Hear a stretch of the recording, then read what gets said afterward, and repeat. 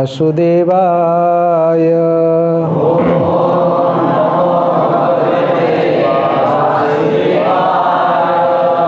जगन्नाथ बलदेव सुभद्रा महारानी की जय।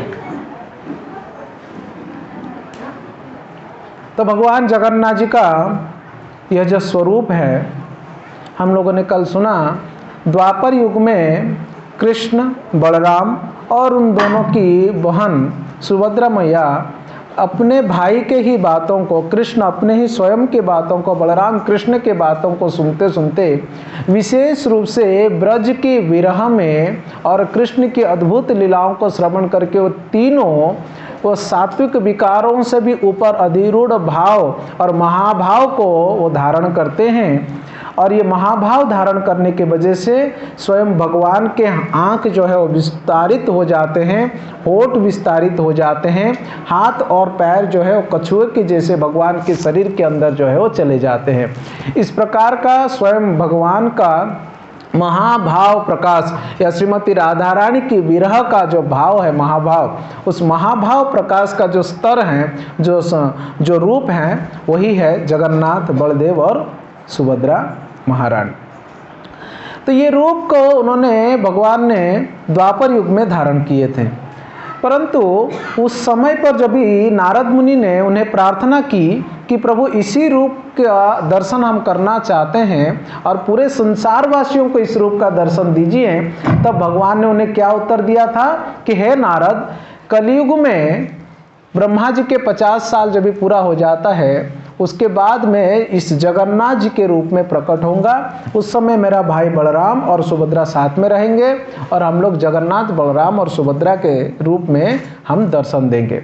इस प्रकार से भगवान जगन्नाथ जी नारद जी को वचन दिए थे। तो ये बात हो गई। अभी घटना यह है, सदियों पहले, ये असलियत में प्रथम मनु, स्वयंभुव मनु के समय की बात है। किसके समय की बात है? स्वयंभुव मनु के समय की बात है। देखिए, ब्रह्मा जी के एक दिन में कितने मनु आते हैं? 14 मनु आते हैं। तो अभी तक कितने मनु हो चुके हैं? 7 का समय जो है हो चुका है, कार्यकाल जो है समाप्ति हो चुकी है। तो उस दृष्टिकोण से अगर हम हिसाब लगाएंगे, पहले मन्वंतर यानी पहले मनु, स्वयंभुव मनु के समय की घटना है ये। स्वयंभुव मनु के भी सतयुग की घटना है, स्वयंभुव मनु के शुरुआत की घटना है। उस समय अवंती में एक राजा हुआ करते थे, उनका नाम है राजा इंद्रदुम्न। महाराज इंद्रदुम्न स्वाभाविक ही भगवान विष्णु के एक अनन्य भक्त थे और भगवान विष्णु की नाम जप और भगवान विष्णु की कथा श्रवण और उनकी भक्ति में वो तल्लीन हुआ करते थे और साथ साथ में वे अपने राज्य का देखरेख करते थे। ऐसे जो राजा होते हैं उन्हें राज ऋषि कहा जाता है, यानी वे अपने राज्य का देखरेख करने के साथ साथ में भगवान की भक्ति करते थे कि ऋषि मुनियों की जैसा, भक्तों की जैसा। तो राजा इंद्रदम्न के मन में एक इच्छा जागृत हुआ कि मैं इसी जीवन में स्वयं परम ब्रह्म का दर्शन करना चाहता हूँ, स्वयं भगवान का दर्शन करना चाहता हूँ। साधारणतः ये जो चर्म चक्षु हैं, इस भौतिक शरीर में जो ये जो आंखें हैं या भौतिक दृष्टि है, उससे दिव्य स्वरूप भगवान की इस सच्चिदानंद स्वरूप का दर्शन करना ये संभव नहीं होता है। परंतु ये राजा इंद्रदुम्न महाराज इंद्रदुम्न की ये एक उत्कंठा था कि कैसे मैं भगवान का दर्शन कर सकता हूँ। इसी के बारे में वो लगातार कई लोगों के साथ, अपने मंत्रियों के साथ, साधुओं के साथ वो चर्चा किया करते थे और इंक्वायरी, जिज्ञासा किया करते थे कि कैसे संभव हो पाएगा। इसी के दौरान एक बार उनके राज्य में एक सन्यासी, विशेष रूप से एक परिव्राजक संत जो है उनके राज्य में प्रवेश करते हैं और विशेष रूप से वे राजा के सभा में आ जाते हैं। उस समय इसी बात की चर्चा चल रही थी। राजसभा में ये परिव्राजक आकर पहुंचते हैं, ये संत आकर पहुंचते हैं कि हम राजा से बात करना चाहते हैं, राजा की जो इच्छा है, राजा जो चाहते हैं वो हम पूरा कर सकते हैं। ये बात सुनकर सभी लोगों ने इंद्रदुम्न महाराज जी के पास उस परिव्राजक सन्यासी जो भ्रमण करते हैं, भ्रमण करने वाले जो होते हैं परिव्राजक होते हैं, जो सन्यासी होते हैं, कुछ सन्यासी होते हैं वो एक ही स्थान पर निवास करते हैं, और कुछ सन्यासी होते हैं वो परिभ्रमण करते हैं, परिव्राजक कहते हैं उनको। तो ये सन्यासी महाराज, ये परिव्राजक संत जो है वहाँ पर पहुँचते हैं, तो लोगों ने उनको राजमहल में लेकर जाते हैं, महाराज इंद्रदुम्न जी के सामने उनको प्रस्तुत करते हैं। तो आवश्यकता के अनुसार साधु संत को जैसे ही उन्होंने देखा, अपने सिंहासन से उतरे और उनको सम्मान दिया और उनको सही आसन पर विराजमान करवाएं, और उनके आगमन का कुशल वार्ता पूछने के उपरांत उनको पूछते हैं कि आपका यहाँ पर कहाँ से आए और यात्रा के दौरान किसी भी प्रकार की दिक्कत तो नहीं हुई। इस सब वार्तालाप के बाद वो पूछते हैं, तभी वे परिव्राजक कहते हैं कि हे महाराज, असलियत में आपकी जो मनस्कामना है, मैंने सुना कि आप इसी आँखों के द्वारा, इसी नेत्रों के द्वारा आप भगवान का दर्शन करना चाहते हैं, और यह मैं आपको बताने आया हूँ कि ये कैसे संभव हो सकता है और कहाँ संभव हो सकता है, वो मैं बताने के लिए आया हूँ। इंद्रदुम्न महाराज की तो खुशी की सीमा नहीं कि क्या सच में मैं जो आशा करता हूँ भगवान जी का दर्शन करने के लिए कर सकता हूँ। तो परिव्राजक कहते हैं निश्चित रूप से महाराज, आपकी जो इच्छा है वो निश्चित रूप से पूरा होगा। तो इंद्रदुम्न महाराज बड़ी उत्कंठा के साथ पूछते हैं कि कृपया बताइए कि किस प्रकार से मैं भगवान का दर्शन कर सकता हूँ इसी आँखों के द्वारा। वैसे तो जो संत होते हैं वो अपने हृदय में हमेशा भक्ति के वजह से भगवान का दर्शन करते रहते हैं, मगर वो इस आँखों से सच्चिदानंद स्वरूप का दर्शन करना चाहते हैं, सामने सामने दर्शन करना चाहते हैं। तो परिव्राजक कहना शुरू करते हैं कि हे महाराज, उत्तर पूर्वी दिशा में तटवर्ती एरिया में वहाँ पर एक प्रदेश है, उस प्रदेश का नाम है उत्कल। क्या नाम है? उत्कल। ये उत्कल कुछ और नहीं है, उड़ीसा जो हमारा राज्य है, उस उड़ीसा राज्य का पहले नाम जो है वो उत्कल था। वैसे उड़ीसा के अनेकों नाम हुए हैं, अभी नाम बदलकर कुछ साल पहले उसका नाम हुआ उड़ीसा, ODISH है। इससे पहले उसको ओडिशा कहते थे, ORISS है ना, उड़ीसा कहते थे। उससे पहले उत्कल कहते थे। बंग के अंदर भी आया करता था वो, उससे पहले उड्र देश करके उसका नाम था। ऐसे अनेकों नामों से जाना जाता है। और विशेष रूप से जो हमारा वैदिक स्क्रिप्चर्स है, वैदिक ग्रंथ हैं, उस वैदिक ग्रंथों में उत्कल करके ये नाम लिखा गया है, विशेष रूप से स्कंद पुराण आदि में। तो उत्कल प्रदेश में आप अगर उत्तर के ओर जाएंगे, उत्तर और पूर्वी दिशा में अगर आप गति करेंगे, आपको दूर से नील समुद्र के किनारे, देखिए उनका डिस्क्रिप्शन देखिए, वो संत जो बता रहे हैं, क्या सुंदर डिस्क्रिप्शन है। और विशेष रूप से भगवान का एड्रेस दे रहे हो, है ना, कि हम आपको बताना चाहते हैं कि कहाँ आप दर्शन कर सकते हैं। आप अगर उत्तरी पूर्वी दिशा में जाएंगे तो नील समुद्र है ना, नील समुद्र के किनारे एक नील पर्वत है, ब्लू माउंटेन, है ना। आप दूर से देखेंगे तो इस नील पर्वत का जो प्रकाश है वो चारों तरफ फैला हुआ रहता है, रोशनी एकदम से नीला रोशनी फैलता है। नील सागर के किनारे नीला पर्वत है, नील पर्वत है ना। तो इस नील पर्वत के ऊपर एक नील कंदर है, कंदर का अर्थ होता है गुफा। उस गुफा का नाम भी क्या है? नील कंदर। नील समुद्र के किनारे नील पर्वत के ऊपर, यानी नीलाचल, है ना, नीलाचल या अचल मतलब पर्वत, इसलिए जगन्नाथपुरी का एक नाम है नीलाचल। अचल मतलब पर्वत, ब्लू माउंटेन, है ना। तो नील पर्वत के ऊपर एक गुफा है, उस गुफा का नाम है नील कंदर। और उस नील कंदर के अंदर स्वयं भगवान नील माधव निवास करते हैं। बोलिए भगवान नील माधव की। क्या सुंदर उन्होंने वर्णन किया कि हे राजा, नील समुद्र के किनारे नील पर्वत के ऊपर नील कंदर के अंदर भगवान नील माधव निवास करते हैं। और उस नील कंदर के नज़दीक में एक कल्प वृक्ष है, और उस कल्प वृक्ष के नीचे एक कुंड है, और उस कुंड का नाम है रोहिणी कुंड। और जो व्यक्ति रोहिणी कुंड में कल्प वृक्ष के किनारे या कल्प वृक्ष के तलहटी पर उसके नीचे रोहिणी कुंड में स्नान करके भगवान नीलमाधव का दर्शन करता है, वो निश्चित रूप से इस भवसागर को पार करके वो भगवत धाम पहुंच जाता है।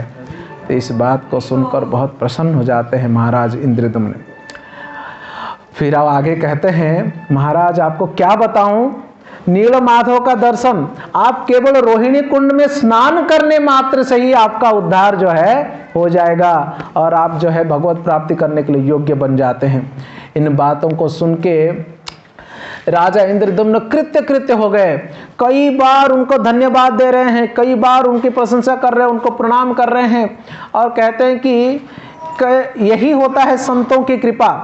संत जो है अनायास ही वो जीवों के उद्धार करने के लिए पहुंचते हैं। वैसे तो जो तीर्थ स्थान होते हैं वो अपने स्थानों पर रहते हैं, जब भी लोग उस तीर्थ में जाते हैं और वहां पर स्नान करते हैं तभी उनके ऊपर कृपा होती है। मगर संत ऐसे होते हैं, वो घूमने वाले तीर्थ होते हैं, है कि नहीं? वो चलते चलते लोगों की उद्धार करने के लिए, जीवों की उद्धार करने के लिए जाते हैं। तो ये साबित हुआ कि हे महात्मा, आप निश्चित रूप से केवल मेरा ही उद्धार करने के लिए आए हैं। ये आपकी अहेतु की कृपा है, आपकी कोई और हेतु नहीं है। मैं समझ सकता हूं जो संत होते हैं उनकी कोई हेतु नहीं होता है, कोई और उद्देश्य नहीं होता है। उनका एकमात्र उद्देश्य होता है कि जीवों की कल्याण, जीवों को किस प्रकार से जीवात्मा को परमात्मा के साथ कनेक्ट करना, परमात्मा तक पहुंचाना, यही संतों का उद्देश्य होता है। अगर बेस्ट एग्जांपल अगर हम देखेंगे, हमारे श्रील प्रभुपाद इस्कॉन संस्था के संस्थापक आचार्य 70 साल के आयु में वृंदावन में वो भजन ना करके उन्होंने क्या किए, हमसे से पतित जीवात्माओं को उद्धार करने के लिए उस परिपक्व अवस्था में भी और निरर्थ रहते हुए भी वे निकल पड़े थे अपने गुरु के आदेशों को पूरा करते हुए विदेश में स्थित ऐसे लोगों के उद्धार करने के लिए जिनको कृष्ण नाम का उच्चारण करना तक भी पता नहीं था। तो ये थे साधु, ये अहेतु की कृपा होता है संतों का। तो इंद्रद्युम्न महाराज बड़े कृत्य हो गए और वो जो परिव्राजक आए हुए थे उनको बहुत धन्यवाद दिए और ऐसे कहते कैसे, मतलब इतना कहने के बाद कहा गया कि वो परिव्राजक वहाँ से वो ओझल हो गए, वो गायब हो गए वहाँ से, फिर वो सभा में दिखाई नहीं पड़े। फिर बात तो ये रही कि एड्रेस तो बता दिए, मगर वहाँ पहुँचेंगे कैसे? संत तो चले गए जो आए थे बताने के लिए, ये वो राज का राज रह गया कि वो थे कौन, किसी को नहीं पता लगा कि वो कौन थे वो संत। उनका नाम, गांव, उनका परिचय, उनका असलियत कुछ नहीं पता चला, वो वहाँ से चले गए कहीं। इंद्रद्युम्न महाराज फिर चिंतित हुए कि कैसे मैं प्रभु का दर्शन करूं, और वो तुरंत ही वो कहें कि हम हमारा राजपाट छोड़ देंगे और मंत्रीवर आप संभालिए इन चीज़ों को, और हम जाते हैं भगवान नीलमाधव का दर्शन करने के लिए। तो मंत्रीवर्ग और पूरा सभासद कहते हैं कि हे महाराज, इस प्रकार का निर्णय, इस प्रकार का डिसीजन जो है ये उचित नहीं है। आप राजा हैं, हम सभी लोग आपके ऊपर आश्रित हैं, आप कैसे अचानक इस प्रकार से चले जाएंगे हमें छोड़कर, पहला।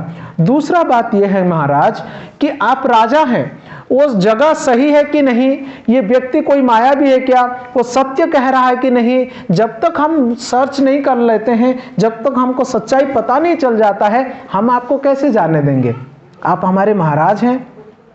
तो सबसे पहले ऐसे होनी चाहिए कि हमारे राज दरबार में से, हमारे राज्यसभा में से कोई आपकी प्रतिनिधि उनकी बताए हुए एड्रेस पर पहुंचे, उनके बताए हुए जो एड्रेस है वहां पर पहुंचे, और वहां पहुंचकर वो देखे कि वो संत महात्मा जो बताए हुए थे वो सही है क्या, वहां पर परम भगवान उपस्थित हैं क्या, वहां विराजमान है क्या।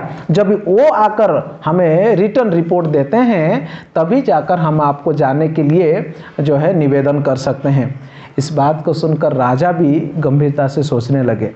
तो ठीक है, अभी सभा में ये चर्चा होने लगी कि जाएगा कौन, भगवान नीलमाधव को देखने के लिए उस स्थान पर वो उपस्थित है कि नहीं, वो जानने के लिए कौन जाएगा। तो इस प्रकार से चर्चा मीटिंग में होने लगी। तो जब ये मीटिंग में होने लगी, सभी लोगों ने एक ब्राह्मण को चुना। उस ब्राह्मण का नाम था विद्यापति। क्या नाम था? विद्यापति। भगवान का एड्रेस क्या था? नहीं, शुरू से बोलो। नील समुद्र के किनारे, नील पर्वत के ऊपर, नीलकंदर में नील माधव। अभी उनको खोजने के लिए इस महाराज इंद्रद्युम्न के दरबार में से एक ब्राह्मण को नियुक्त किया गया। उस ब्राह्मण का नाम क्या है? विद्यापति ब्राह्मण। ये राजपुरोहित थे। ये राजपुरोहित विद्यापति ब्राह्मण को इन लोगों ने नियुक्त किए उनको जाने के लिए। ये विद्यापति ब्राह्मण ये केवल नाम के ही ब्राह्मण नहीं, परंतु ये काम के भी। तो नाम के और काम के क्या होता है? नाम और काम का अर्थ होता है, नाम का ब्राह्मण मतलब केवल जनेऊ धारण किया मगर ब्राह्मणों के गुण या ब्राह्मण के कार्यकलाप नहीं करता है। काम के ब्राह्मण मतलब ब्रह्म जानाति इति ब्राह्मण, जो ब्रह्म को जानते हैं वो ब्राह्मण है। तो विद्यापति वो केवल जन्मजात ब्राह्मण ही नहीं, वो स्वाभाविक ही भगवान विष्णु के भक्त थे। स्वाभाविक ही भगवान विष्णु के वे भक्त थे। तो वो सारे शास्त्रों को पढ़े हुए थे, बड़े विद्वान थे। उनका आचरण, उनका व्यवहार, उनका ज्ञान सब कुछ में परिपक्व थे ये विद्यापति। अभी विद्यापति को जाने के लिए जब भी बताया गया, विद्यापति जैसे ही सुने ये डिसीजन को, वो बड़े खुश हो गए। वो कौन से जन्म में क्या भाग्य मैंने किया था, क्या भक्ति मैंने किया था, कौन सा पुण्य मैंने किया था पता नहीं, मगर भगवान ऐसे अरेंजमेंट किए कि मुझे दर्शन देने के लिए पहले ये व्यवस्था बनी और मुझे भेजा जा रहा है कि उनका दर्शन करने के लिए।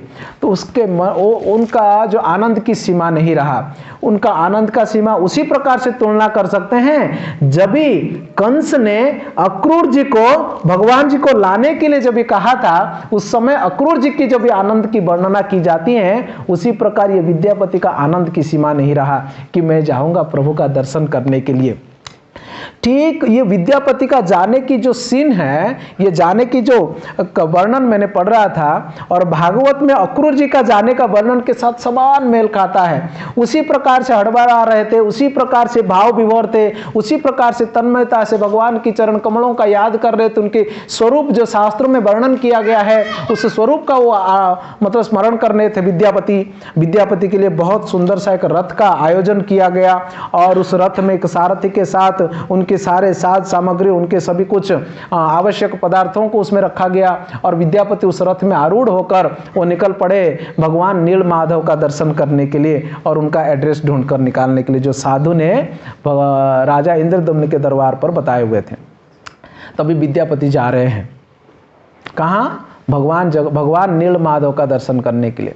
रथ में बैठकर वो याद करते हैं कि प्रभु आप कितने दयालु हैं कि मुझे इस कार्य के लिए चुना गया। ये केवल आपका ही व्यवस्था मात्र है, क्योंकि संसार में पत्ता ही नहीं हिलता है अगर आपकी इच्छा के बगैर।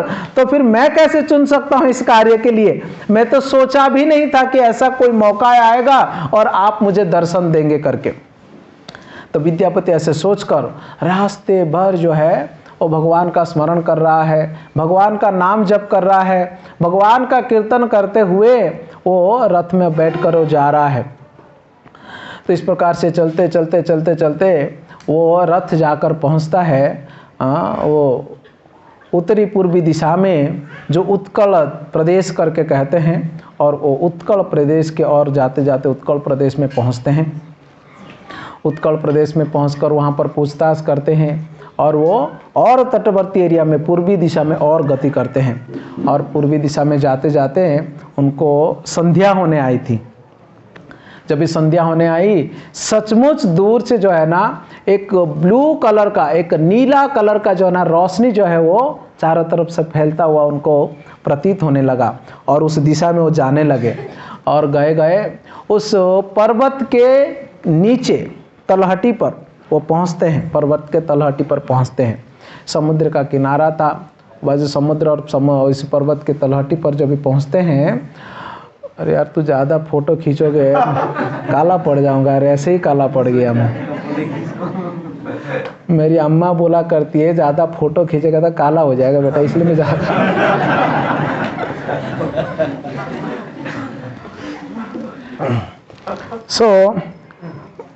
विद्यापति भगवान को खोज करते करते वो पहुंचते हैं नील पर्वत के पास में। नील पर्वत के पास पहुंचते हैं, पर्वत की तलहटी पर, और वहाँ पर पूछताछ करते हैं इसके बारे में।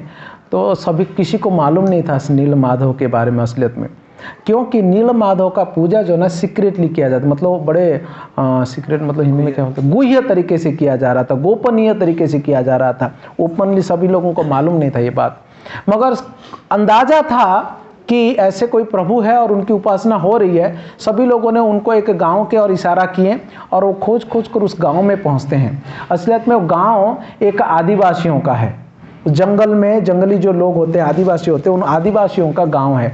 उस आदिवासी गांव पे पहुंचते हैं। जब विद्यापति वहां पर पहुंचते हैं, पहुंचते पहुंचते संध्या हो चुका था, और गांव में आदत है जैसे ही शाम हो जाएंगे सब लोग क्या करेंगे, टीवी खोल के बैठ जाएंगे, यूट्यूब। पहले प्रथा यह था, जैसे ही संध्या होगा सभी के गांव में सब लोग इकट्ठा होके भागवत पढ़ते थे। आप आज भी अगर उड़ीसा में जाएंगे, ऐसे गांव आज भी हैं। गांव के बीचों बीच एक घर होगा, उस घर में मूल विग्रह जो ना चैतन्य महाप्रभु का होगा, और उसको भागवत टुंगी कहते हैं। उस घर को क्या कहते हैं, भागवत टुंगी। और पूरे गांव के लोग, स्त्रियां भी और पुरुष भी वहां आएंगे। जो बुजुर्ग ब्राह्मण होते हैं वे लोग भागवत की अध्ययन करेंगे और सब लोग सुनेंगे, और आधा एक घंटा भागवत सुनने के बाद फिर सब लोग जाके सो जाएंगे। ये गांव का लाइफ हुआ करता था। कितना सुंदर है। दिन में खेतों में थोड़ा सा अपना कामकाज व्यापार किए, शाम के समय आए, स्नान इत्यादि करने के बाद संध्या वंदन करके प्रसाद पाने के बाद उधर जाके भागवत थोड़ा सुने, और भागवत सुनने के बाद जो है वो सो गए। तो ठीक उसी प्रकार, उसी आदत के अनुसार उस गांव में सभी लोग मिलकर वहाँ पर भागवत पढ़ रहे थे, भागवत की चर्चा हो रही थी। और विद्यापति वहाँ पर पहुँचते हैं। सब लोग गांव वाले कहाँ हैं तो पता लगा वहाँ, तो वहाँ पहुँचते हैं। जैसे ही रथ वहाँ पर पहुँचता है, अभी गांव के लोग सरल होते हैं, रथ आया मतलब निश्चित रूप से कोई शहर से आया है, कोई राजा के वहाँ से आया है। वो रथ की सजावटी ऐसा था कि राज सजावटी थी। तो सभी गाँव वासियों ने उनके स्वागत किए, पहले तो प्रणाम किए, और ब्राह्मण थे विद्यापति, अपना परिचय दिए। जैसे ही ब्राह्मण है तो उन लोगों ने उनको पैर धोया, उनको सम्मान किया, उनको लेकर बिठाए, उनको कहें कि आपसे हम भागवत थोड़ा सुनना चाहते हैं, और उनको पूछे आने के बारे में। विद्यापति ने, उन्होंने अपने आने की जो मकसद है, उनका जो उद्देश्य है, उन्होंने उद्देश्य को बताया कि यहाँ पर भगवान नील माधव कहीं पर रहते हैं, और हमको खोजते खोजते काफ़ी दूर से यहाँ पर आए हुए हैं, हमारे राजा को उनका दर्शन करना है। तो सभी गांव वालों ने एक दूसरे को देखने लगे, नील माधव का दर्शन हम किसी ने किया ही नहीं है, नील माधव का दर्शन। बोलता हाँ जी, आप सही जगह पर पहुँचे। हमारे गांव का जो सरदार हैं, हमारे गांव के जो मेन पंच कहते हैं, प्रमुख मुखिया जो है, उनका नाम है विश्वावसु। हाँ, उनका नाम क्या है, विश्वावसु। तो हमारे गांव के जो मुखिया जी हैं उनका नाम विश्वावसु हैं, और असलियत में विश्वावसु एक ही व्यक्ति है संसार में जो जानता है नील माधव कहाँ पर है। तो बोले कि वो महात्मा कहाँ है, ना भी वो है नहीं। क्यों, ना वो सेवा में है, तो फिर कहाँ सेवा करते ना किसी को नहीं मालूम। वो एक ही व्यक्ति जानते हैं नील माधव कहाँ है, और वो सेवा में जाते हैं, दिन भर वह सेवाएं करते हैं उनकी सब कुछ करके, और फिर वो रिटर्न आ जाते हैं। इस बात को सुन के विद्यापति बड़ी उत्कंठा के साथ वहाँ पर वो इंतजार करते हैं विश्वावसु के आने की, और विश्वावसु वहाँ पर आकर पहुँचते हैं। सब लोग कहते हैं कि आपके लिए कोई अतिथि आए हैं, और सभी लोगों ने असलियत में रहने के लिए भी उन्हीं का घर उनके लिए व्यवस्था करने के लिए विश्वावसु को ही कहे। विश्वावसु सुने कि क्यों आए, तो विद्यापति को जाके प्रणाम करते हैं और अपने घर पर ले जाते हैं, उनके अतिथि सत्कार करते हैं। सबसे पहले जब ये अतिथि आते हैं, अतिथि मतलब गेस्ट, एक्चुअली गेस्ट अलग है, अतिथि अलग है। गेस्ट अतिथि क्या है, अतिथि मतलब वो हैं जो बिना बुलाए भी आ जाता है, कभी भी पहुंचते हैं। अतिथि, अ मतलब नहीं, तिथि मतलब टाइम, कोई टाइम नहीं, कभी भी पहुंचेगा। गेस्ट मतलब कौन है, वो इन्फॉर्म करेगा मैं फलाना टाइम पे आता हूँ। अभी अतिथि का जमाना गया। अगर किसी के घर में कोई बिना बुलाए और बिना बोले पहुंच जाते हैं तो वो बड़े टेंशन में आ जाते हैं वो लोग।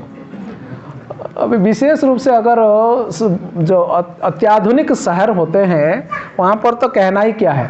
अगर गलती से किसी घर आप पहुँच गए हैं तो आप दरवाज़ा ठोक बेल बजाएंगे तो पहले एक छोटा सा वो लेंस रहेगा उधर, उसमें देखेंगे वो दिखता कैसा है। हाँ, और हम जैसे कोई अजीब आदमी दिखेगा वहाँ पर टकला तिलक वाला तो वो तो खोलेगा ही नहीं। अगर लगेगा हाँ ये लोग हरे कृष्णा वाले तो और फिर वो छोटा सा विंडो रहेगा उसमें, और ऐसे देखने के बाद तो छोटा सा खोलेगा, क्या चाहिए ना, पापा जी से मिलना। अच्छा पापा जी से मिलना है, ठीक है कोई बात नहीं, रुको मैं पापा को बोलती हूँ। वो जाएगा पापा को बोलेगा। ऐसा नहीं कोई संत आए हैं, कोई बुजुर्ग आए हैं, पापा से मिलना है, दरवाज़ा खोलेंगे, आइए बैठिए करके बोलेंगे, नहीं वो पापा को बोलेंगे। फिर पापा जी आएंगे, खोलेंगे, हाँ जी महाराज जी क्या काम है। हाँ तो बोलना पड़ता है कि हम अंदर आ सकते हैं क्या, कुछ बात कर सकते हैं। फिर वो खोलेंगे। और ज़माना अजीब हो चुका है। अतिथि मतलब जैसे ही कोई संत विशेष रूप से आते हैं, ब्राह्मण आते हैं, तो सबसे पहले तो उनका पैर धोना चाहिए। तो उनका पैर धोकर उनको घर में निमंत्रण देना चाहिए। घर पे आने के बाद उनको सही आसन प्रदान करना चाहिए, और आसन पर बिठाने के बाद उनको पीने के लिए पानी प्रदान करके फिर पूछना चाहिए कि आप जिस आए हैं, आपकी यात्रा तो मंगलमय रहा ना, यात्रा में किसी भी प्रकार की कठिनाई तो नहीं हुई। ये सबसे पहला प्रश्न होना चाहिए, है ना। ऐसा नहीं कि अरे क्यों आए, क्या काम था, क्या काम था वाला नहीं। पहले तो सत्कार ऐसे की जाती हैं। बातों से ही किसी का हृदय जीता जा सकता है। उसका दुख, अगर कोई व्यक्ति कुछ मदद मांगने के लिए आया, कुछ दुखी होकर आया है, अपना व्यवहार ही ऐसा होना चाहिए कि व्यक्ति का दुख ही चला जाए। और अंत में सब होने के बाद पूछा जाए कि आप यहाँ पर जो पधारे हैं तो हमारे से कोई मदद या हमसे कुछ सेवा, या किस उद्देश्य से आप पधारे, तभी वो उद्देश्य जो अंत में पूछना चाहिए। तो ठीक उसी प्रकार से विश्वावसु जो है, ये इंद्रद्युम्न महाराज के द्वारा भेजा गया प्रेरित जो दूत हैं, जो राज पुरोहित है विद्यापति को, उन्होंने सत्कार किए, उनका चरण अभिषेक किए, उनको आसन प्रदान किए। फिर वो हाथ जोड़कर नीचे बैठकर उनको पूछते हैं कि हे ब्राह्मण श्रेष्ठ, हे राज पुरोहित, आप यहाँ पर आने का मकसद क्या है। तब वो बताते हैं कि नील माधव का दर्शन करने के लिए आया हूँ। मेरे राजा इंद्रद्युम्न जो है वो नील माधव का दर्शन करना चाहते हैं, और मैं पहले उनका दर्शन करके जाऊंगा और मेरे राजा को बताऊंगा, तभी राजा आएंगे। इस बात को सुनकर विश्वावसु का चेहरा उतर गया, क्योंकि विश्वावसु का जो सेवा भगवान स्वीकार कर रहे थे, वहाँ पर ना एक एग्रीमेंट था। भगवान ने पहले से एक एग्रीमेंट डाल रखे थे कि विश्वावसु, मैं तब तक तुमसे सेवा स्वीकार करूंगा जब तक इंद्रद्युम्न महाराज नहीं आ जाते हैं, और जब इंद्रद्युम्न महाराज आएंगे तभी मैं उनके पास चला जाऊंगा और उनकी सेवा को स्वीकार करूंगा, तब तक मैं तुम्हारे हाथ का सेवा स्वीकार करूंगा। और इसीलिए इस डर से विश्वावसु किसी को बता नहीं रहा था एड्रेस, मगर अंत में यह समय आ गया कि इंद्रद्युम्न महाराज अभी आने वाले, क्योंकि उनका दूत अभी आ गए हैं। बड़ा दुखी हो गए, और वो उनको कहते हैं कि हम नील माधव का दर्शन करना चाहते हैं। तो बोले ठीक है, आप आए हैं तो यहाँ पर निवास करिए घर पे। उनका खान पान की व्यवस्था, अतिथि सत्कार होता है, 1 दिन 2 दिन बीतता है। जय श्री राधा गोविंद जी की।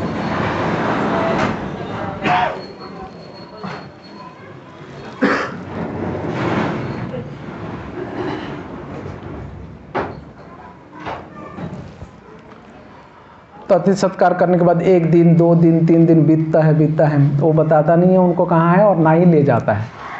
समय बीतता रहता है। वो पता है कि ले जाना है, ना ले जा रहा है, ना बता रहा है। वो विद्यापति कभी भी पूछते हैं तो कुछ नहीं, और कुछ सेवा बताइए, कुछ खाएंगे बताइए, क्या लाएंगे बताइए, घुमाने ले जाना, यही सब बातें करते हैं। फिर धीरे धीरे से हुआ यूँ, विद्यापति वहाँ रहते हैं। विश्वावसु की एक लड़की थी, एक कन्या, उसका नाम था ललिता।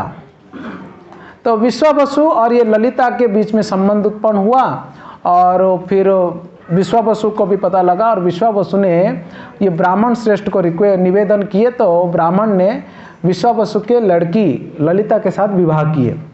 तभी इस बीच में विश्वावसु का लड़की ललिता के साथ विद्यापति ने शादी भी कर लिया, और शादी होने के बाद, विवाह के बाद भी कई दिन वहाँ पर निवास किए। और निवास करने के उपरांत देखे कि ये ससुर जी तो मुझे नील माधव का दर्शन करा ही नहीं रहे हैं। मैं जिस उद्देश्य से आया हूँ महाराज के काम लेके, वो तो हो ही नहीं पा रहा है। तो उन्होंने प्रयास तो बहुत किए हैं, और अंत में उन्होंने दूसरा एक और मार्ग चुना। क्या है? Emotional blackmail. अभी तो ससुर जी बन गए थे, है कि नहीं? तभी भगवान की सेवा, विशेष रूप से राजा का जो कर्तव्य है उसको ही पूरा करना है। तो उन्होंने ललिता को कहा, ललिता मैं आज तक तुमसे कुछ नहीं मांगा, आज मैं कुछ मांगना चाहता हूँ। ललिता बोलती है मांगो। तो ललिता को कहते हैं कि तुम्हारा पिताजी को कहो कि मुझे नीलमाधव का दर्शन कराएंगे। ललिता बोली क्या मांग लिया आपने, ये तो कभी नहीं होगा, क्योंकि मेरे पिताजी मर जाएंगे, मगर मुझे भी लेकर नहीं गए उधर दर्शन कराने के लिए। वो अकेले में जाते हैं दर्शन करने के लिए, और वही दर्शन करते, वही सेवा करके आ जाते हैं। विद्यापति बोले कि तुम पिताजी को बोलो, नहीं तो मैं चला जाऊंगा। ललिता कहती है कि अभी क्या करूं? तो अभी ललिता पिताजी को बोलती है कि पिताजी आप दर्शन कराओ मेरे पति को नीलमाधव का, नहीं तो मैं मर जाऊंगी। तो ये इमोशनल ब्लैकमेल में फंसाया गया विश्वावसु जी को। विश्वावसु सोचे कि प्रभु, वो एक्चुअली रोने लगे अंदर ही अंदर। और अभी जब से ये आए हैं विद्यापति, तब से वो नीलमाधव के पास जाकर रोते हैं डेली कि प्रभु क्या सच में आप मेरे से दूर चले जाएंगे? क्या सच में आप मेरा सेवा को स्वीकार नहीं करेंगे? क्या आप मेरे सेवा से तंग आ गए, इसीलिए आपने इंद्रद्युम्न राजा को जाकर बता दिया कि आप यहाँ पर हैं करके? ऐसे डेली वो भगवान के साथ वार्तालाप करता है वहाँ पर जाकर, बड़े दुखी होकर। तो विश्वावसु सोचने लगे कि अंत में इनको दिखाना ही पड़ेगा। वैसे भगवान जी का आदेश भी था कि इंद्रद्युम्न राजा को मेरा सेवा वो करेंगे करके। तो विश्वावसु कहते हैं विद्यापति को, ठीक है हम कल चलेंगे। तब मरद तो शर्त यह है कि मैं ले तो जाऊंगा, मगर घर से ही तुम्हारे आंखों को काला पट्टी बांध दूंगा और वहां लेके भगवान के सामने खोलूंगा, और फिर वहां काला पट्टी बांधूंगा और यहाँ आके घर पे खोलूंगा। रास्ता तेरे को पता लगने नहीं दूंगा, केवल दर्शन कराऊंगा करके कहने लगे। विद्यापति बोले ठीक है, दर्शन तो होगा सही। विद्यापति तो रहा राज ब्राह्मण, वो ऐसे साधारण व्यक्ति तो था नहीं। तो विद्यापति ने अपना दिमाग लगाया, ब्राह्मणी दिमाग, और उसने क्या किया, अपने पत्नी से कहा कि ललिता कल ना मुझे एक पोटली भर के सरसों चाहिए। ललिता बोलती सरसों क्या करोगे? ना वो तुम्हारा काम नहीं है, तुम केवल सरसों मेरे पोटली में बांध के मुझे देना, गमछे में उतरे में बांध के दे देना। ललिता पोटली में सरसों बांध के देती हैं, तो उसमें एक छोटा सा छेद कर देते हैं वो, और उनके आंख के पट्टी बांध देते हैं, छेद करके रखे रहते हैं। तो वो कंधे में लेते हैं, तो वो विश्वावसु विद्यापति को लेकर जाते हैं। तो रास्ते में वो छेद खोल देते हैं, तो वो सरसों जो है वो गिरते गिरते गिरते गिरते जो है वो कहाँ पर जाता है, वो वहाँ पर तक जाता है, नीलकंदर तक, है ना, नील पर्वत के ऊपर। बड़ा घना रास्ता था, इसलिए में रास्ता ही था नहीं, ऐसे ऐसे रास्ते से वो जाया करते थे। तो नीलकंदर पर जहाँ पर पहुँचते हैं, वहाँ पर जाकर उनके आँखों की पट्टी खोलते हैं और कहते हैं कि ये रोहिणी कुंड है। बड़े खुश हो जाते कि रोहिणी कुंड, और ये कल्प वृक्ष है। वो कल्प वृक्ष का अर्थ होता है वो वृक्ष जिस वृक्ष के नीचे बैठकर कुछ भी हम सोचेंगे, कुछ भी हम कामना करेंगे, हमारी मनस्कामना पूर्ण हो जाएगा। कितना अच्छा है ना, यहाँ पे एक ऐसा पेड़ होना चाहिए था ना, लेकिन है रोज मैं सुनता उसके बारे में सोचता हूँ तो मैं सोचता एक और पेड़ होना चाहिए था यार, ऐसा इधर किधर। एक्चुअली अभी भी है, वृंदावन के जो वृक्ष हैं, तिरुपति के पहाड़ बालाजी के वो सप्त गिरी के ऊपर जो वृक्ष हैं, ये सब एक्चुअली कल्प वृक्ष है। तो उस वृक्ष के फिर ब्राह्मण सोचने लगे कल्प वृक्ष है, वाह इसके नीचे बस अभी मैं सोचता हूँ कि वैकुंठ से विमान आए और मुझे मुक्ति मिल जाए। फिर सोचते अरे मैं क्या सोच रहा हूँ, पहला कर्तव्य यह है कि मेरे राज कार्य हाथ में लेकर आया हूँ, ड्यूटी नहीं करूँगा तो फिर कैसे मेरा उद्धार होगा, मेरा कर्तव्य मैं पहले कर लेता हूँ। फिर सोचा कि अरे ये रोहिणी कुंड में बोला था कि एक बार कोई स्नान करेगा तो उसका उद्धार तुरंत हो जाएगा, सच में हो जाएगा क्या, ऐसे सोचने लगा। कौन? विद्यापति। तो सोचते सोचते एक कौवा आकाश मार्ग में आया और थोड़ा सोचा और रोहिणी कुंड में डुबकी मारा, और जैसे ही डुबकी मारा, विद्यापति देखते देखते और कौवा उस पानी के अंदर से जब भी बाहर निकला, वो एक सुंदर सा वैकुंठ के व्यक्ति बन गया था। 4 भुजा वाले वैकुंठवासी एक व्यक्ति बन के वो ऐसे ही चला गया स्वर्ग में। एक विमान आया और उसको लेकर चला गया। विद्यापति तो आश्चर्य हो गया, बोले को वाह, ये तो गोल्डन अपॉर्चुनिटी है, बस अभी मैं स्नान करता हूं इसमें। फिर सोचा नहीं, अभी तक तो प्रभु का दर्शन भी नहीं किया मैंने, एक बार दर्शन तो कर लूं, कहीं यहीं से मैं ऊपर ना चला जाऊं, मगर यहाँ पर दर्शन मेरा। वो विभिन्न प्रकार कैसे मतलब चल रहा था विद्यापति के माइंड में सारे बातें। कल्प वृक्ष को प्रणाम किया, रोहिणी कुंड को प्रणाम किया और बोलता है कि अभी मुक्ति की आशा नहीं है, मगर मैं स्नान करके प्रभु का दर्शन करूंगा, उस आशा से मैं स्नान कर रहा हूँ। ऐसे करके स्नान किया और विश्वावसु उनको स्नान करवाया। फिर वो नीलकंदर के अंदर, उस गुफा के अंदर लेकर गए। उस गुफा को जैसे ही ढके हुए थे विभिन्न मतलब इससे पत्थर और विभिन्न इससे, तो वो जब भी खोल के अंदर जाते हैं देखते हैं कि इतना दिव्य वातावरण, विशेष रूप से पूरा जो एटमॉस्फेयर है वो ब्लूइश लाइट से मतलब नील प्रकाश से भरा हुआ था। और ये प्रकाश जो है ना कहीं और से नहीं, भगवान के श्री विग्रह से ही आ रहा था, भगवान के शरीर से। जैसे नीलमणि होता है ना, और नीलमणि से प्रकाश निकलता है ना एकदम ब्लूइश, और पूरा जो गुफा जो है वो एकदम ब्लूइश लाइट से एकदम मनोरम लग रहा था। और भी बहुत सारे मोतियों से झलमल कर रहा था। और विशेष रूप से उस गुफा के अंदर की जो एरोमा है, मतलब जो सुगंध जो है अत्यंत मनमोहक था। विद्यापति ने आश्चर्य हुआ कि पूरे जीवन भर में ऐसा सुगंध तो उन्होंने कहीं पर भी आस्वादन नहीं किया, कहीं पर भी अनुभव नहीं किया। और जब भी नज़दीक और भगवान जी के पास जब भी उनको लेकर गए और उनको कहे कि प्रभु का दर्शन करने के लिए ये नीलमाधव है, तो उन्होंने बड़े भक्ति भाव से भगवान का दर्शन करना प्रारंभ करते हैं। और भगवान का दर्शन असलियत में हमेशा चरण कमलों से होना चाहिए। उन्होंने चरण कमलों से दर्शन करना प्रारंभ करते हैं। बड़े सुंदर से जो चरण कमल है, जिनकी सेवा में हमेशा लक्ष्मी जी लगी रहती है, जिन चरण कमलों को धोकर आया हुआ पानी को ही गंगा कहा जाता है, जिस चरण कमल को धोकर पानी को ब्रह्मा जी अपने सर पर, शिव जी, ब्रह्मा जी अपने कमंडलों में और शिव जी अपने माथे पर धारण करते हैं। इस प्रकार के चरण कमलों का दर्शन जो विद्यापति हैं अभी कर रहे हैं, उन चरण कमलों का दर्शन करते करते भगवान के पैरों में जो पायल है, जो घुंघरू है, उसका वो दर्शन करते हैं। और अत्यंत मंत्र मुग्ध होकर वो दर्शन करते करते फिर भगवान जी की माला का दर्शन करते हैं, जो गले से लेकर चरणों तक जो है वो फैला हुआ है, वैजयंती माला। उस वैजयंती माला को दर्शन करके विद्यापति बड़े धन्य हो जाते, प्रार्थना करते हैं, वैजयंती माला कितने सौभाग्यशाली हो कि आप गले से लेकर भगवान के चरणों तक जो है आप अपना लंबाई को बनाए रखे हो। फिर वो वहाँ से धीरे धीरे से भगवान के घुटनों तक भगवान का पीतांबर का वो दर्शन करते हैं। और दर्शन करते करते आगे ऊपर जब भी जाते हैं, भगवान की कटी देश में कटिबंध बंधा हुआ है, उनका दर्शन करते हैं। फिर भगवान का जनेऊ, भगवान का नाभि कमल और उनका कमर को दर्शन करते करते वो आगे उठते हैं। तभी भगवान के चतुर्भुज का दर्शन करते हैं, जिसमें शंख चक्र गदा पद्म धारण किए हुए प्रभु।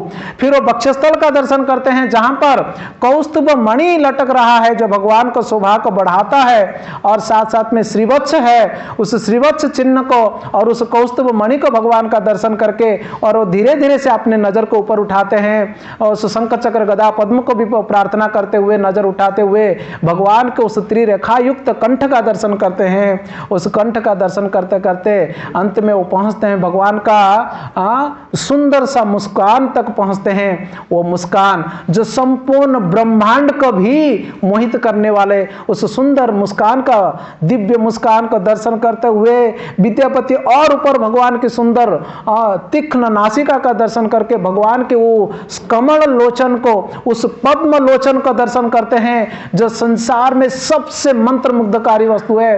फिर वो भगवान के ललाट देश को दर्शन करके, उस मोर पंख का दर्शन करके वो कृतार्थ होते हैं। और इस प्रकार के दिव्य भगवान नीलमाधव का दर्शन करके प्रथम बार जीवन में भगवान का स्वरूप, सच्चिदानंद स्वरूप का दर्शन करके वो वहां पर बेहोश हो जाते हैं। कि बोलिए नीलमाधव भगवान की। तो इस प्रकार से दर्शन करने का प्रक्रिया होता है कि चरणों से लेकर भगवान के माथे तक का दर्शन किया जाता है। यही दर्शन करने का प्रक्रिया। कभी भी दर्शन करते समय डायरेक्टली भगवान के मुखमंडल को दर्शन नहीं करना चाहिए, हमेशा उनके चरणों से दर्शन करने का प्रारंभ करना चाहिए। तो विद्यापति वहाँ पर मूर्छित हो जाते, वहाँ पर बेहोश हो जाते भगवान का दिव्य स्वरूप को देखकर।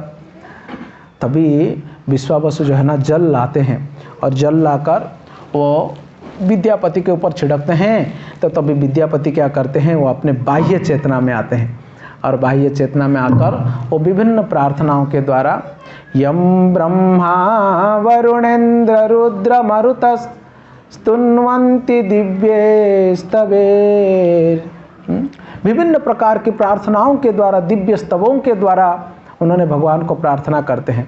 वे तो ब्राह्मण हैं, वे अपने प्रार्थनाओं में, श्लोकों में, मंत्र उच्चारण में लग गए, भगवान के सामने प्रार्थना कर रहे हैं, आंखों से आंसू बह रहा है। विश्वावसु लगा हुआ हो उनके सेवा में, उनका ड्रेसिंग करने में, उनका हार निकाल के दूसरे हार पहनाने में, जल ला के रोहिणी कुंड से उनके अभिषेक करने में, वो उस काम में विश्वावसु लगा हुआ है। वो तो रोज का कार्य है उसका। और ये तो अभी देखे तो ये प्रार्थना कर रहे हैं। तो इस प्रकार से काफ़ी देर वहाँ पर बैठकर वो दर्शन करते रहे। और उधर पुजारी, जैसे आप लोग काकट आरती में जाएंगे पंढरीनाथ का, तो वहाँ पर देखेंगे कि क्या दिव्य सुंदर दर्शन है भगवान का नज़दीक से। और विशेष रूप से भगवान जी का जो अभिषेक होता है वहाँ पर बैठकर आप देखेंगे अभिषेक चलता रहेगा, कुछ वहाँ पर भगवान जी का गुणगान चलता रहेगा और आप बैठकर देखते रहेंगे दर्शनार्थी, है कि नहीं। ये वाला दर्शन कोई आस्वादन किया है ना पंढरीनाथ का, तो विठल भगवान का। तो उस प्रकार का दिव्य दर्शन जो है वो विद्यापति कर रहे थे। तो ये सभी अभिषेक वगैरह हो गया। तो फिर तो एक हार जो भगवान को पहनाया हुआ हार है वो विद्यापति को मिलता है। विद्यापति बोलता है मैं नहीं, मैं तो ये राजा के लिए ले जाऊंगा ये हार को। तो ये हार को स्पर्श करते ही उनके शरीर में एक रोमांचित होने लगता है। वो कहते कि ये फूल कहाँ के हैं, ये तो मुझे नहीं लगता यहाँ पर कोई फूल है, इसका क्या नाम है। विश्वावसु कहने लगते हैं कि अरे असलियत में संध्या आरती जो है ना हम नहीं करते हैं, हम सुबह के आरती करते हैं और उनके दिन के आरती करके हम चले जाते हैं शाम होने से पहले। और संध्या के समय स्वर्ग के देवताएं आते हैं संध्या आरती करने के लिए। संध्या आरती का ड्यूटी उनका है और दिन का आरती का ड्यूटी मेरा है। और ये जब इस शाम को आते हैं, ये लोग स्वर्ग से अपने फूलों की हार बनाकर ले आते हैं, अपने सारे द्रव्य ले आते हैं और मेरा पहनाया हुआ हार निकाल देते हैं। मेरा ड्रेस निकाल के वो अपना हार पहनाते हैं, अपना श्रृंगार करते हैं, अपने अगरबत्ती अपने चीज़ों से उनको उपासना करके वो चले जाते हैं शयन दे के भगवान को। मैं सुबह आकर जब इस शयन जगाता हूँ उनको, फिर उनके द्वारा लाए हुआ वस्तुओं को मैं निकाल के रख देता हूँ। फिर मैं क्या करता हूँ, मेरा सारे यहाँ से जो फूल तोड़ता हूँ उसके हार वही बनाता हूँ, वही सारा करके उनकी सेवा करके जाते हैं। तो ये तो बड़े बाप रे बाप, स्वर्ग के मतलब ये जो हार उनके हाथ में था वो इसी संसार का हार था नहीं। वैसे तो दिव्य था क्योंकि भगवान जी पहने हुए थे, उनको प्रसाद है। और विशेषता यह है कि वो जो हार है वो असलियत में वो देवताओं के द्वारा प्रदत्त हार है। ऐसे ही एक दिव्य हार श्रील प्रभुपाद जी को प्राप्त हुआ था झांसी में। ये कथा पता नहीं कितने लोग को पता है। झांसी में जब श्रील प्रभुपाद जी, एक घर उनको वहाँ पर मिला हुआ था, तो वहाँ पर वो अपना जपा कर रहे थे, तो उनको यह ऐसे एक दिव्य हार असलियत में प्राप्त हुआ था। बाद में उनके जो प्रभुपाद जी के जो नज़दीकी भक्त थे, उनका नाम मैं भूल रहा हूँ, उनको मना किए थे किसी को बताना मत ऐसे करके। तो ये हार को विद्यापति जो है वो लेकर आते हैं और उनको फिर से काला पट्टी बांध देते हैं विश्वावसु। फिर उनको घर पे वापस लेके आते हैं। तो विद्यापति कहते हैं, एक तो एक कथा है, एक दूसरे ऐसे भी कथा प्राप्त होता है कि विश्वावसु को पहले मालूम था, इसलिए उन्होंने सीधा लेकर दिखा दिया था, रास्ता भी दिखा दिया था और भगवान को भी दिखा दिया करके एक दूसरे कथा में प्राप्त होता है। बट दोनों सही है, दोनों में कोई मतलब ये नहीं है।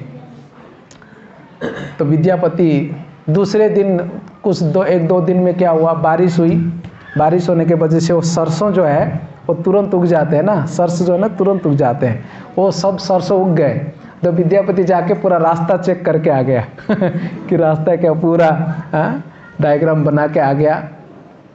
डायग्राम बना के आने के बाद विश्वावसु को कहने लगा धन्यवाद। ललिता को कहने लगा कि ललिता, मेरा अभी समय आ गया है वापस जाना, मैं जाऊंगा राजा के पास और नीलमाधव के बारे में मुझे राजा को कहना है। ललिता रोने लगी और विश्वावसु भी बड़ा दुखी हो गया, रोने लगा। ललिता कहने लगी मुझे भी ले चलो करके, मगर विद्यापति कहते हैं कि तुम्हें ले चलूँगा क्या, मैं यहीं पर आऊँगा तुम्हें ले जाने के लिए, क्योंकि मुझे राजा को लेकर आना है ना। तुम साथ में चलोगे, फिर वहाँ पर सारी व्यवस्थाएं करना है, बेस्ट है कि तुम यहीं रहो। फिर घर भाड़े पे लेना पड़ेगा, फिर खरीदना पड़ेगा, फिर लोन लगाना पड़ेगा, बड़ा काम धंधा है। तो इधर अपने बाप के पास रहे, बाद में आके देखता हूँ मैं। तो विद्यापति क्या किया, तो वो तुरंत निकल गया अपने रथ में विश्वावसु के पास, विश्वावसु को कहकर फिर वो इंद्रद्युम्न महाराज के पास पहुँचते हैं। इंद्रद्युम्न महाराज बड़े खुश हो जाते, विद्यापति को देख के ही पूछते हैं क्या आपने दर्शन किया।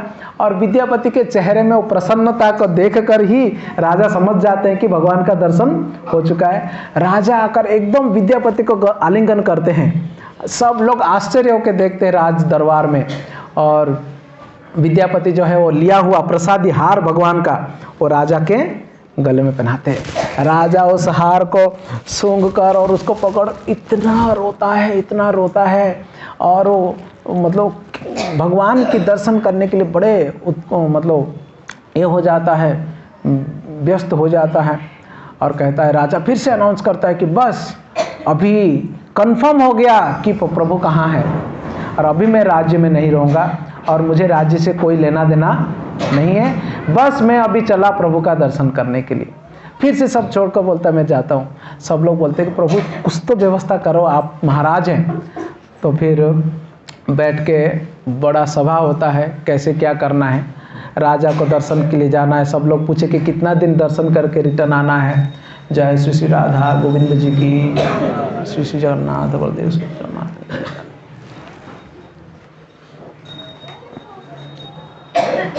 तो सभी लोग पूछते हैं महाराज से कि महाराज कितना दिन में आएंगे। विद्यापति से पूछते हैं कितना दिन लगेगा, कितना दिन जाने में आने में, महाराज कितना दिन वहाँ रुकेंगे दर्शन करने के लिए।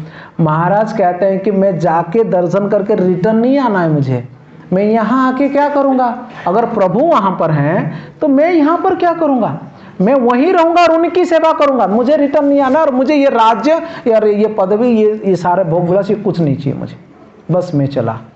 रानी वगैरह कहते हैं, गुंडीचा नाम था रानी का, रानी कहती है कि प्रभु अगर आप जाएंगे तो हम यहाँ पर क्या करेंगे, हम भी साथ में चलेंगे। रानी बोली साथ में चलेंगे। मंत्री वर्ग को पूछते हैं प्रभु हम, तो राजा कहते हैं कि आप राज्य संभालो। मंत्री वर्ग कहते हैं कि अगर आप कुछ ऐसे चीज को प्राप्त करने के लिए जा रहे हैं जो राज्य से भी बढ़कर सुख है, और आप हमें ये राज्य पकड़ा रहे हैं, हम क्यों ना आपके साथ चलेंगे उस दिव्य आनंद को प्राप्त करने के लिए, उस परम भगवान का दर्शन करने के लिए, और हम वहीं पे दर्शन करेंगे। आप उनकी सेवा करना, हम आपकी सेवा करेंगे। तो मंत्री वर्ग जब इस बात को कहने लगे, सेनापति वगैरह कहने लगे, सारे सैनिक और विशेष रूप से सारे राज्यवासी भी एक नारा देके कहने लगे, महाराज हम भी आपके साथ भगवान के दर्शन के लिए चलेंगे। तो राजा बोलते देख लो आपको क्या करना है, मैं तो चला। अब राजा की जाने की तैयारी हुई। राजा अपने रथ पे रानी के साथ, राजा के सारे साज सामग्री, खान पान इत्यादि, उनके पीछे पीछे उनके सारे मंत्री वर्ग, उनके सैनिक, सेनापति उनको प्रोटेक्ट करते हुए, और पीछे पीछे से एक एक करके अपने अपने रथ में, घोड़े गाड़ी में, बैलगाड़ी में, सब लोगों ने अपना अपना सामान लेके छोड़ के निकल गए। वैसे उस समय ना जीवन ऐसे सरल हुआ करता था, निकलना है बस अपना कुछ खान पान के लिए रास्ते में थोड़ा निकलना है, बैल हैं, 2 जोड़ी बैल है या तो गाय हैं, और बैलगाड़ी, अपना सामान उसमें डालो और पत्नी बच्चों को डालो और निकल गए। कितना सिंपल है ना लाइफ। अब एक ब्रह्मचारी को बोला जाता है यहाँ से वहाँ जाना है। अभी मैं सोच रहा था जब यहाँ से आ रहा था कि 2 दिन पहले से पैकिंग करना है, लैपटॉप नहीं छूटना चाहिए, मोबाइल चार्जर नहीं छूटनी चाहिए, मोबाइल नहीं छूटना चाहिए नहीं तो प्राण छूट जाएगा है कि नहीं, चार्जर होनी चाहिए, खाली चार्जर नहीं और एक बैटरी बैकअप भी होनी चाहिए, है कि नहीं, एक्स्ट्रा वाला चार्जर, है कि नहीं, ये होना चाहिए, वो होना चाहिए, वहाँ ठंड है कि नहीं, वहाँ पे मस्कीटो है कि नहीं, वहाँ मतलब कितना तमाशागिरी है अभी देखो। तो कैसे अपना उद्धार हो पाएगा बताइए, कैसे हम प्रभु की कृपा को प्राप्त कर सकते, इतनी सारी चीज़ें लेकर बैठे हुए हैं। और मैं ये सोचता हूँ कि वो लोग कितने सिंपल होते थे ना, उनके पास कोई लेना देना नहीं, सिंपल जीवन। कभी कभी मैं मेरे पेरेंट्स को भी देखता हूँ कि बस वो लोग को जपा करते हैं, 16 माला 32 माला कर लेते हैं, और माँ जो है वो हार बनाती हैं, पिताजी पूजा करते हैं, फिर शाम को 8:30 बजे दूध पी के सो गए रहते हैं और कोई टेंशन ही नहीं। फिर सुबह उठ जाते हैं, फिर हम सोचते हैं कि कितना टेंशन बाजी है, मोबाइल सबसे बड़ा टेंशन है, कितने झंझट है उसके अंदर और कितने मगजमारियाँ, कितने सारे चीज़ों को लेके चल रहे हैं, ढो के सिंपल लाइफ नहीं हो पाया। सोने से पहले एक बार चेक करें कि कितने व्हाट्सएप में मैसेज आए हैं, सुबह उठ के चेक करें कि मैसेज कि हमारा फोटो डाला था फेसबुक में कितने लाइक मारे हैं। क्या हम कितने तमाशा है ना, लाइफ एकदम कॉम्प्लिकेटेड बनते जा रहा है। कितना सिंपल लाइफ हुआ करता था। राजा निकला, उसके पीछे प्रजा निकल गया, और अभी कोई राजा जाएगा तो प्रजा क्या बोला, भाड़ में जाए यार, तू जाएगा मरेगा, अब क्यों जाएगा तेरे से, हमारा बच्चों का भविष्य क्या होगा, हमारा घर का क्या होगा, हमारा बहुत कुछ। रास्ते में अभी सोचिए सब लोगों ने यात्रा निकले भगवान का दर्शन करने, कितना दिव्य वातावरण होगा ना। नारद मुनि को रहा नहीं गया, बोले यार ऐसे जगह पे अपने को भी जाना चाहिए, ऐसी यात्रा में तो जानी चाहिए। क्या खतरनाक यात्रा है। राजा निकला दर्शन करने के लिए तो सेना सामंत भी निकल गए और पूरी प्रजा उनके पीछे पीछे निकल गए, घर द्वार छोड़कर। रिकॉर्ड बना दिया महाराज इंद्रदुम्न ने। तो नारद मुनि पहुंच गए रास्ते पे, और इंद्रदुम्न महाराज रथ रोके, नीचे उतरकर नारद मुनि का प्रणाम किए, चरण अभिषेक किए। बोले कि हे नारद महर्षि, हे देवर्षि, आप यहाँ पर? बोलते कि मैं रहा नहीं गया मेरे से आपसे मिले बिना, क्योंकि आप जा रहे हैं प्रभु का दर्शन करने, और आपके जैसा महाराज का दर्शन करना जो प्रभु के दर्शन के अभिलाषी हैं, और साथ साथ में ऐसी प्रजा जो अपने ऐसे भक्त राजा के अनुगमन कर रहे हैं, अनुसरण कर रहे हैं, तो ऐसे लोगों का दर्शन किए बिना मैं कैसे रह सकता हूँ। तो भक्त ही भक्तों का संगति के इच्छा प्रकट करते हैं। तो नारद मुनि बोलते कि हम आपके साथ यात्रा में चलेंगे, पद यात्रा में। पद यात्रा ये उनका और क्या, क्योंकि वो जाते थे जहाँ शाम हो गया वहाँ रुकते थे, गांव में जहाँ नगर में जाते थे, कीर्तन करते थे, भगवान की नाम कीर्तन हुआ करता था, भागवत की चर्चा हुआ करता था। नारद मुनि मिल गए उनके साथ, सोचो। तब तो नारद मुनि कथा ही कथा, कंटिन्यू बैठकर राजा के साथ, राजा की गाड़ी में, राजा के ही रथ पर बैठे हुए थे। नारद मुनि भागवत शुरू कर दिए। राजा भागवत सुनते सुनते जहाँ रुकते थे सब लोग मिलके सुनते थे। रास्ते में राजा सुनता था, 1 दिन 2 दिन 3 दिन, क्योंकि इतने लोगों को लेकर जाना है। अभी राजा छोड़ के तो अकेला नहीं जा सकता, अभी सब साथ में आ ही गए, तो सबको लेकर जा रहे। कई दिन तक भागवत सुनते थोड़ा टाइम लगा, पहुँचते उत्कल में पहुँचे। उस उत्कल प्रांत में पहुँचते हैं। उत्कल प्रांत में ऐसी जगह पर पहुँचते जहाँ पर एक बड़ा, मतलब बहुत सुंदर सा दिव्य नदी बह रही है। नदी का नाम है महानदी। क्या नाम है नदी का? उस महानदी के किनारे सभी लोग जाकर पहुँचते हैं। महानदी को उड़ीसा का गंगा कहते हैं। बहुत विशाल नदी है, हमेशा पानी बहता रहता है। उस कटक एरिया में ये बहता है। सब लोग पहुंचते हैं, थके हुए थे, तो गंगा नदी है, पानी वगैरह, वहाँ पर अपना सब टेंट वगैरह लगाए। राजा भी रुके और सभी लोगों ने महानदी में स्नान वगैरह किए। नारद मुनि कथा कीर्तन किए, और थोड़ी देर के बाद उन्होंने देखा, सब शांति से भोजन वगैरह होने के बाद दूर से जो है वो कई सैन्य जो है आता हुआ दिखाई पड़ा उनको, और धूल उड़ता हुआ दिखाई पड़ा। जैसे कि लक्ष्मण ने देखा था कि भरत जब आ रहे थे अपने सेनाओं के साथ भगवान को वापस बुलाने के लिए, लक्ष्मण का दिमाग खराब हो गया था कि मार दूंगा उसको, इधर आएगा तो, है ना, सोचा था। राम बोलते कि थोड़ा ठहरो तो सही, उसको आने तो दो, पता तो चले किस लिए आ रहा हो। ठीक वैसे इनके सेनाओं ने देखा, सेनापतियों ने, उन्होंने देखा कि दूर से सैनिक आ रहे हैं, और घोड़ों की आवाज आ रही है, रथ की आवाज आ रही है, झंडा दिखाई पड़ रहा है। तो बोलते हैं महाराज, इंद्रदुम्न महाराज को, शायद उत्कल प्रदेश का राजा जो है हमारे ऊपर अटैक कर रहा है, आक्रमण कर रहा है। क्यों? क्योंकि हम उसके परमिशन के बिना हम सैन्य सामंत के साथ उनके राज्य में घुस गए ना। कोई भी मतलब अबाध प्रवेश को तो रोकेगा वो, तो इसलिए शायद वो राजा हमें अटैक करने आ रहे।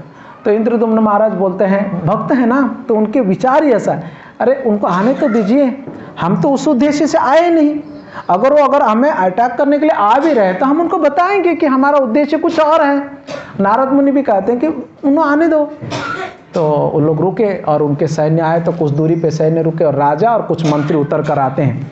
तो राजा और जब भी मंत्री उतर कर यहाँ पर आते हैं और इंद्रदुम्न महाराज को देखते हैं, प्रणाम करते हैं। नारद मुनि को देख के दंडवत प्रणाम करते हैं और दंडवत प्रणाम करने के बाद नारद मुनि देखते हैं जो राजा आया हुआ था उसका चेहरा उतरा हुआ था, उसके आंखें सूजे हुए थे और ये जो मंत्री वर्ग है पूरे मायूस लग रहे थे, कोई रौनक नहीं था चेहरे में। इस प्रकार की परिस्थिति को देख के नारद मुनि पूछने लगे कि हे महाराज क्या हुआ, क्यों आप इतने दुखी नजर आ रहे हैं, क्यों आपका आंखें रोने के वजह से सूझा हुआ लग रहा है, आपके सैनिक खुश क्यों नहीं है।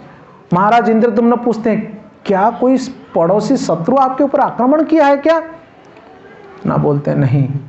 क्या आपके राज्य में अकाल पड़ा है क्या। ना नहीं। क्या आपके राज्य की गो संपत्ति यानी गाय वगैरह ठीक नहीं है क्या। ना नहीं। तो तकलीफ क्या है, किसके वजह से आप इतने दुखी हैं, किसके वजह से आपका चेहरा उतरा हुआ है, आप मायूस किसके लिए है, आपकी इस मायूसी का कारण क्या है। इंद्रदुम्न महाराज और नारद मुनि एक साथ पूछने लगे।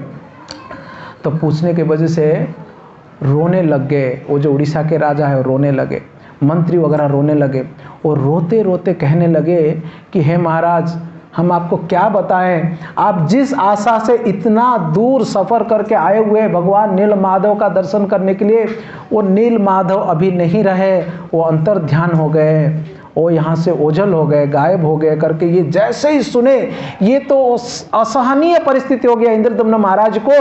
वो जैसे वज्रपात होने से वृक्ष जो है गिर पड़ता है, वैसे इस कान पे जैसे ही ये सुने कि नील माधव अभी है नहीं, इसको सुनते ही इंद्रदुम्न महाराज वहां पर गिर पड़े एकदम से और हाहाकार मच गया।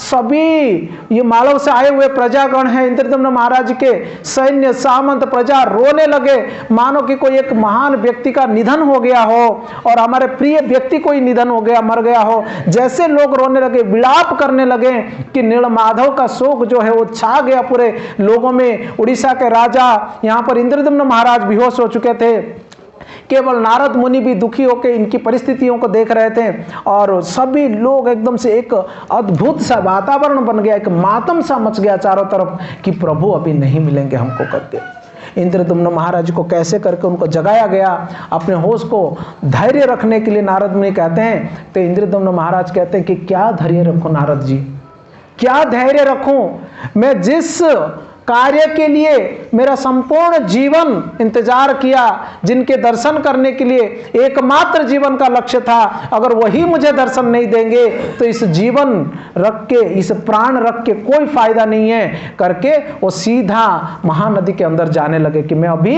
इस महानदी में अपना प्राण को निछावर कर दूंगा करके वो नदी के अंदर प्रवेश करने लगे। तो तब तक सैन्य सामंत उनको पकड़ने लगे, नारद मुनि उनको रोकने लगे और बैठकर नारद मुनि कहते हैं कि हे इंद्रदुम्न महाराज आप इतना व्यस्त ना हो, आप मेरे बातों को पहले सुनिए तो सही। तो इंद्रदुम्न पूछते हैं कि क्या सुनो, अगर जिनके लिए मैं प्राण रखकर यहाँ पर आया था दर्शन करने के लिए वही नहीं मिले तो फिर अभी क्या बच गया, क्या रह गया कहने के लिए और क्या बच गया सुनने के लिए। इस बात को सुनकर नारद मुनि कहते हैं कि नहीं नहीं नहीं, असलियत में भगवान अंतर्ध्यान हो गए, वो गायब इसलिए हो गए कि वो आपका सेवा चाहते हैं। मेरा सेवा चाहते हैं ना। हाँ। तो इंद्रदुम्न महाराज पूछते कि हुआ क्या है, कैसे प्रभु चले गए। तो उड़ीसा के राजा कहता है कि आपके जो विद्यापति जी हैं ना, आपके जो पूजा मतलब ब्राह्मण हैं, वो जब भी दर्शन किए और दर्शन करके रथ लेके निकल गए आपको बुलाने के लिए। जैसे उनका रथ हमारे उड़ीसा से बाहर गया ना, वैसे एक बहुत खतरनाक सा आंधी आने लगी और चारों तरफ बादल मंडराने लगा, धुआंधार आंधी आई, बड़े जोर का तूफान। और ये तूफान इतना जोर से रहा कि समुद्री किनारे से रेत बालू जो है ना वो उड़ चारों तरफ बड़े मात्रा में उड़ने लगा। मानो रेगिस्तान में जैसे रेत की तूफान आती हैं वैसे उड़ीसा में रेत की तूफान हो गई और ये चारों तरफ भर गया, सब जगह छा गया ये। और ये नील पर्वत भी आधा तो ढकने जैसा हो चुका था और सब जगह रेत रेत है। और फिर जब ये बादल हटी, फिर ये तूफान हटा, सब कुछ वातावरण शांत हुआ, तभी विश्वावसु जाकर खोजता है। तभी वो नीलकंदर खोज के कितना दिन के बाद उसको मिलता है और जब ये गुफा के अंदर वो खोज कर देखता है वहाँ रेत भरा हुआ था, प्रभु नहीं थे। तो ये विश्वावसु भी जो है उस दिन से अपना खाना पीना भी छोड़कर बैठा हुआ है। उसकी बेटी ललिता भी बड़ी दुखी हैं और पूरा राज्यवासी हम दुखी हैं। तब नारद मुनि कहते हैं कि हे इंद्रदम्न, ये भगवान की लीला है। भगवान चाहते हैं कि वो आपसे सेवा लेंगे। इंद्रदम्न महाराज कहते हैं कि कैसे सेवा लेंगे, भगवान तो चले गए ना कहीं, भगवान तो चले गए तो मेरे से सेवा कैसे लेंगे। तब नारद जी बताते हैं कि बात यह है इंद्रदम्न कि भगवान नीलमाधव ब्रह्मा जी के 50 साल तक नीलमाधव के रूप में रहते हैं और नीलमाधव के रूप में आपसे सेवा नहीं लेंगे। वो ब्रह्मा जी को जैसे 50 साल हो जाता है, जब 51वां साल ब्रह्मा जी का शुरू होता है, 51वें साल जैसे ही शुरू होगा नीलमाधव अंतर्ध्यान हो जाएंगे, फिर वो जगन्नाथ के रूप में प्रकट होंगे और उस रूप में आपसे वो सेवा लेंगे। तब जाके थोड़ा सा धैर्य मिला किसको, इंद्रदम्न महाराज को। तब नारद मुनि को क्षमा मांगा। फिर उड़ीसा का राजा का भी थोड़ा धैर्य आया, तो भी बोलते कि अभी क्या करना बताइए नारद जी। नारद मुनि कहते हैं कुछ नहीं, हमारी यात्रा हमें नहीं रोकना चाहिए, हमें नील पर्वत के ऊपर जाना चाहिए, फिर हम वहाँ पर देखेंगे क्या करना है, मैं बताऊँगा। तब सारे राज्यवासी और इंद्रदम्न महाराज के साथ उस नील पर्वत के ऊपर पहुँचते हैं। वहाँ विश्वावसु से मिलते हैं, विद्यापति ललिता के साथ मिलते हैं। तो वहाँ पर सब बस जाते हैं, उस पर्वत के ऊपर ही रहने की व्यवस्था वगैरह सब होती हैं। वहाँ पर उपयुक्त स्थान कौन सा है वो चुनते हैं। तो देखते हैं एक जगह पर स्वयं भगवान नरसिम्हा देव प्रकट थे। वो नरसिम्हा देव जो है उस नील पर्वत के ऊपर, वो जगन्नाथ जी से कई पहले से हैं, वहाँ पर कई युगों से हैं। वो कई मनवंतर, कई युग चला, कई दिव्य युग चला के वहाँ पर हैं। नरसिम्हा देव के मंदिर के सामने नारद मुनि कहते हैं कि ये सही जगह है, यहाँ पर रहना चाहिए। तो राजा का जो पर टेंट है वहाँ पर लगाते हैं। और राजा इंद्रदम्न और उनकी पत्नी का नाम क्या था, गुंडीचा देवी, है ना, क्या नाम था, गुंडीचा देवी। ये लोग वहाँ पर रहने लगे। नारद मुनि को पूछा अभी करना क्या है। तो नारद मुनि कहते हैं कि अभी यहाँ पर एक यज्ञ करना चाहिए, अश्वमेध यज्ञ। तो उस यज्ञ में आपको ब्राह्मणों को गाय दान में देना चाहिए और उस यज्ञ संपन्न होने के बाद भगवान आपको दर्शन देंगे और भगवान के लिए एक मंदिर की जो है स्थापना करना चाहिए। तो इंद्रदम्न महाराज जो है वहाँ पर यज्ञ की व्यवस्था करते हैं और यज्ञ में दान में देने के लिए बहुत सारे गायों को लाते हैं और उस नरसिम्हा मंदिर के पीछे एक जगह पर गायों को रखते हैं। और वो गाय के खुर से, इतने गाय वहाँ पर रखे थे, वो गाय के खुर से धूल उड़ते उड़ते बहुत बड़ा सा गड्ढा हो गया और वो गड्ढा आज भी है। उस गड्ढे का नाम है इंद्रदुम्न सरोवर, एक बड़ा सा तालाब बन गया। जगन्नाथपुरी कौन कौन गए, आप लोगों ने इंद्रदुम्न सरोवर देखा है, जिस तालाब से चैतन्य महाप्रभु पानी लेकर आते थे गुंडीचा मार्जन करने के लिए। वो तालाब कैसे बना मालूम है, इंद्रदम्न महाराज यज्ञ करने के लिए जब गायों का रखा था, उस गायों का खुर से वो तालाब बन गया था, वो पुष्करणी बन गया, इंद्रदम्न सरोवर। तो वहाँ पर यज्ञ हुआ। यज्ञ के दौरान जो है भगवान अपने लिए मंदिर के लिए स्वप्न में भी बताया इंद्रदम्न महाराज जी को और नारद मुनि भी बताया। तो मंदिर की भी तैयारी जो है, थोड़ी दूर पे मंदिर की तैयारी शुरू कर दिया इंद्रदम्न महाराज ने। अभी मंदिर बनी, यज्ञ हो गया। यज्ञ होने के बाद अभी इंद्रदम्न महाराज जी को एक सपना हुआ और इस दौरान नारद जी की कथा चालू। नारद जी भागवत बोल रहे थे, राजा सुन रहे थे, यज्ञ भी चल रही थी, सब चल रहा, हरिनाम चल रहा था, ये सब चल रहा था। तो अभी ये सब चलते चलते अभी क्या हुआ, इंद्रदम्न महाराज को एक सपना हुआ और स्वयं भगवान सपने में आके इंद्रदम्न महाराज जी को कहते हैं कि हे इंद्रदम्न, मेरे लिए मेरा एक सुंदर सा विग्रह बनाओ और जो मंदिर तुमने बनाया है उस मंदिर में मेरा स्थापना करो और फिर वहाँ पर मेरी पूजा विधियों का स्थापना करो ताकि मैं तुमसे वहाँ पर पूजा स्वीकार करूँगा। इस बात को सुनकर इंद्रदम्न महाराज बड़े प्रसन्न होते हैं। फिर उनके मन में शंका होता है उस समय कि प्रभु कैसे विग्रह बनाओ क्या। तो फिर भगवान कहते हैं कि देखो, आप जब भी सुबह जाओगे समुद्र के किनारे, समुद्र में बहता हुआ एक बड़ा सा लकड़ी आपको दिखेगा, एक नीम की लकड़ी। उस लकड़ी को तुम लेके आना और उसी लकड़ी से मेरा विग्रह बनाना, और फिर उसको उस मंदिर में स्थापना करके उसकी पूजा विधि करना। फिर पूजा विधि की स्थापना के बारे में भी भगवान भी खुद ही बताते हैं असलियत में। ये बात इंद्रदम्न महाराज कहते हैं और सभी लोग सचमुच जो है वो जाकर देखते हैं। समुद्र में बहता हुआ एक बहुत बड़ा सा नीम की लकड़ी जो है वो समुद्र के किनारे लगा हुआ है। वो असलियत में जब इस शास्त्रों को खोज करने लगे तभी पता चला कि लकड़ी कुछ और नहीं है, जो क्षीरोदकसाय विष्णु क्षीर सागर में जो लेटे हुए हैं उनकी शरीर का जो रोम है ना, एक रोम जो है वो पानी में गिरा था तो बहते बहते यहाँ पर किनारे पे लगा, वही इतना बड़ा लकड़ी का रूप लिया हुआ था। तो उस लकड़ी को इंद्रदम्न महाराज देखते हैं, उस दिव्य लकड़ी को प्रणाम करते हैं कि स्वयं भगवान है करके। फिर उस लकड़ी को ले जाने के लिए प्रयास करते, कई सारे लोग प्रयास करते मगर उस लकड़ी को उठा ही नहीं पाते। कैसे कैसे करके हाथियों के द्वारा और सोने का रथ बनाकर उस लकड़ी को वहाँ से लेकर जाते हैं जहाँ पर राजा रहते हैं, निवास करते हैं। इस नरसिम्हा मंदिर का सामने का जगह है ना, आप लोग गए होंगे ना, वो जगह कौन सा मालूम है? गुंडीचा मंदिर, जानते हैं गुंडीचा मंदिर? वो है। और ठीक गुंडीचा मंदिर के ओ बाजू नरसिम्हा देव का मंदिर है ना, या आदि नरसिम्हा है वहाँ पर, उसके सामने ही गुंडीचा मंदिर। और गुंडीचा मंदिर कुछ और नहीं है असलियत में, और राजा इंद्रदम्न का घर है। इंद्रदम्न महाराज ने वो घर बनाया था। वो बाद में इंद्रदम्न महाराज का नाम को निकाल कर वो गुंडीचा रानी के नाम पर हुआ। मैं बाद में बताऊंगा क्यों हुआ। तो उस वहाँ पर ले गए और उससे विग्रह बनाने के लिए बहुत सारे कारपेंटर्स जो होते हैं उन लोगों को बढ़ाई है, उन लोगों को बुलाए। सभी लोगों ने प्रयास किया, जैसे ही सैनी लगाते थे वहाँ पर मारते थे, वो लोहा ही टेढ़ा हो जाता था, उसका धार चला जाता था, मगर उस लकड़े में थोड़ा सा भी खरोच नहीं आता, थोड़ा सा भी। सब लोग आश्चर्य हो गए कि कैसे विग्रह बनेगा, कैसे मूर्ति बनेगी, क्योंकि उसमें खरोच ही नहीं कर पा रहे हैं कोई। तो ऐसे चिंता करके बैठे हुए थे सभी लोग मीटिंग में। तब तक एक बूढ़ा सा व्यक्ति एकदम झुक चुका था, बहुत ओल्ड है ना, बहुत बूढ़ा व्यक्ति झुका हुआ, वो धीरे धीरे चल के आता है, मीटिंग के अंदर आने के लिए ट्राई करता है। सब लोग रोकते, तुम क्या करोगे राज्यसभा में जाकर? नारे वो एक लकड़ी आया है ना, उसके लिए मेरे को मूर्ति बनानी है।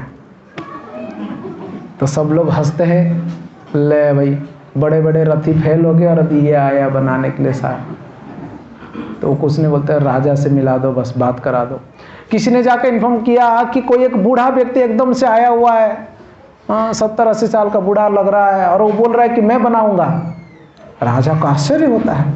राजा कहने लगे, क्या उनको पता नहीं है कि कोई बना नहीं पा रहा?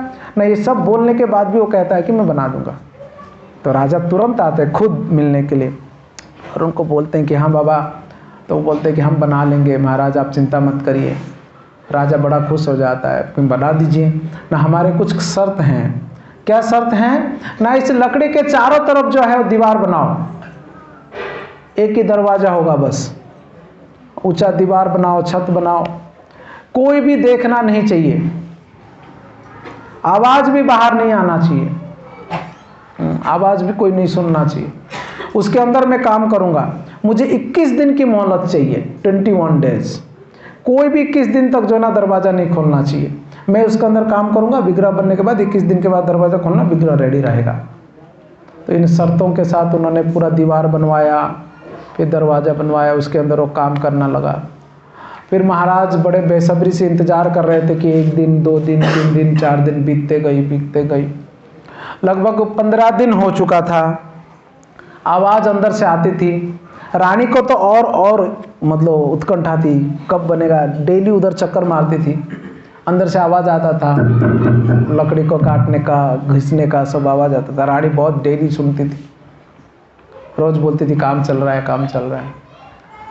11 दिन 12 दिन के बाद आवाज कम होने लगा और 15 दिन में आवाज कुछ सुनाई नहीं पड़ा। रानी घबरा गई, आवाज नहीं आ रहा है। घर के अंदर पानी भी नहीं रखा था। ये इतना बूढ़ा व्यक्ति है, काम करते करते मर गया होगा उसी के अंदर। अभी मर गया होगा तो उसका पाप किसको लगेगा? मेरे पति को लग जाएगा।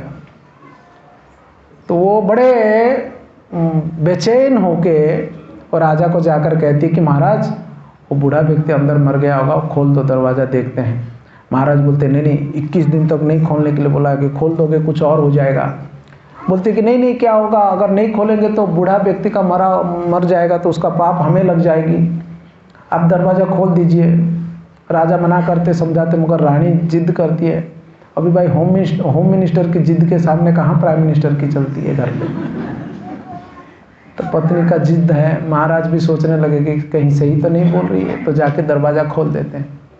तो जब भी दरवाज़ा खोलते हैं वहाँ देखते हैं विग्रह का काम चल रहा था, बूढ़ा व्यक्ति था नहीं, वो कहीं गायब हो चुका था और विग्रह आधा बना हुआ था। तीनों बने हुए थे मगर आधे आधे बने हुए थे, आधे आधे।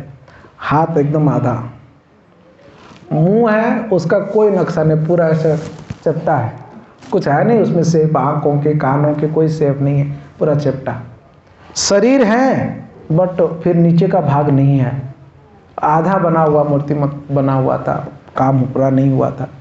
राजा बड़े अफसोस करने लगे, राजा बड़े दुखी हो गए, बोले कि ले मैं फिर से अपराध कर लिया कि भगवान जी का विग्रह बनाने से पहले मैंने 15 दिन में ही बाधा दे दिया, इसलिए भगवान का विग्रह नहीं बन पाया और मेरे वजह से, मेरी मूर्खता के वजह से भगवान जी का विग्रह जो है ना वो आधा बन के रह गया और इसका प्रायश्चित एक ही मैं मर जाऊं।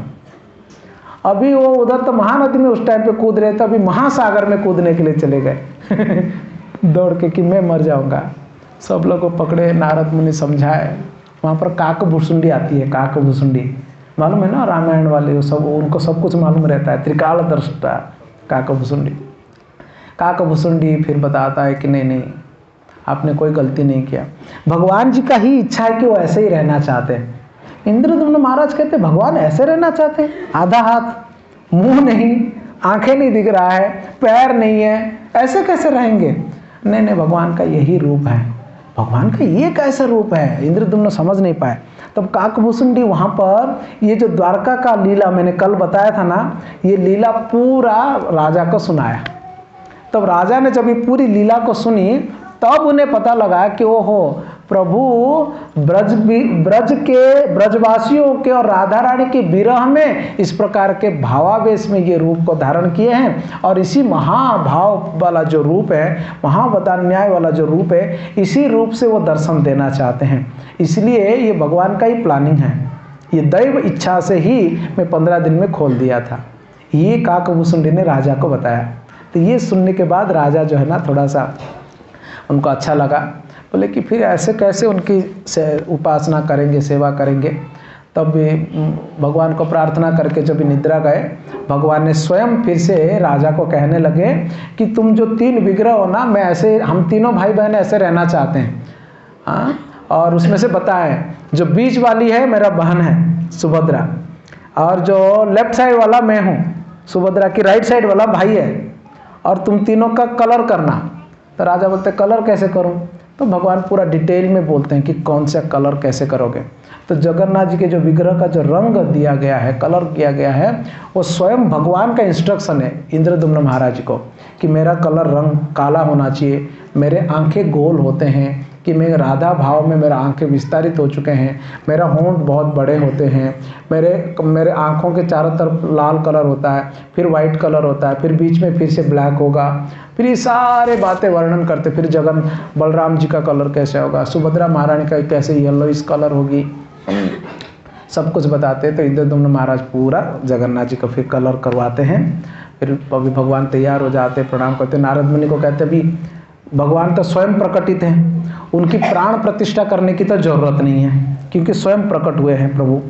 और अभी रही बात मंदिर की तो प्रतिष्ठा करनी पड़ेगी ना, मंदिर बनाया गया था तो मंदिर की प्रतिष्ठा करते हैं। तो मंदिर की प्रतिष्ठा करने के लिए कौन करेगा? अभी भगवान का मंदिर की प्रतिष्ठा करने के लिए योग्य ब्राह्मण, अभी संसार में योग्य ब्राह्मण, ब्रह्मा जी से बढ़कर योग्य ब्राह्मण कौन होगा? तो इंद्रदुम्न महाराज बोलते आपके पिताजी को बुलाते हैं। नारद मुनि बोलते ठीक है मैं बोलता हूँ। इंद्रदुम्न महाराज बोलते मैं भी चलूंगा। नारद मुनि बोलते चलो। तो नारद मुनि इंद्रदुम्न महाराज को लेकर पहुंचते हैं ब्रह्मा जी के पास। ब्रह्मा जी कहाँ रहते हैं? ब्रह्मलोक में, जो 14 लोकों के सबसे ऊपरी लोक हैं। और जैसे जैसे ऊपर ऊपर ऊपर जाएंगे वैसे वैसे समय जो है ना बहुत स्लो हो जाता है, और जैसे नीचे नीचे धरती तक आते हैं ना बहुत फास्ट चलता है। यानी समझने के लिए अगर आप समझना चाहते हैं कि हमारे धरती में 6 महीना देवताओं का एक दिन, फिर 6 महीना एक रात, यानी हमारा 1 साल जो है उनका दिन और रात है देवताओं का।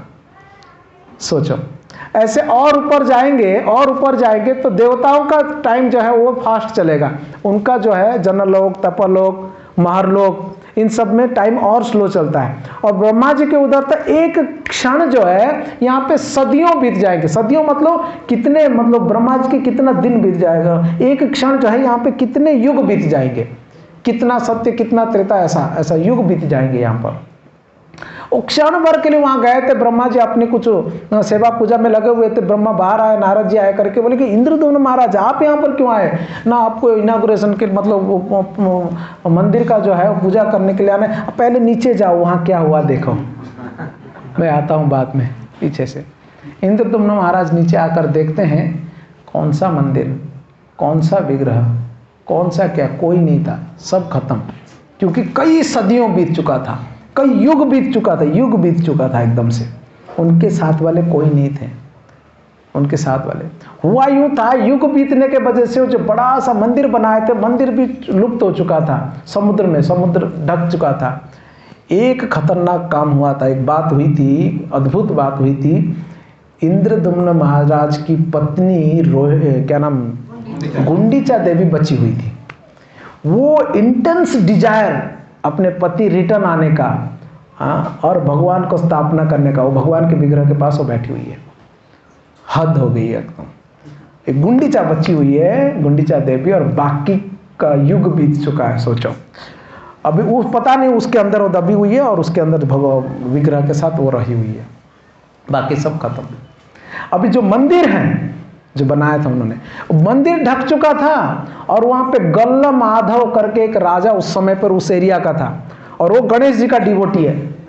और वो जो है घोड़े पे जा रहा था, तो उसका पैर, घोड़े का पैर कोई पत्थर पे लगा, घोड़ा गिर गया। उसको गुस्सा आया कि पत्थर यहाँ पर क्यों है।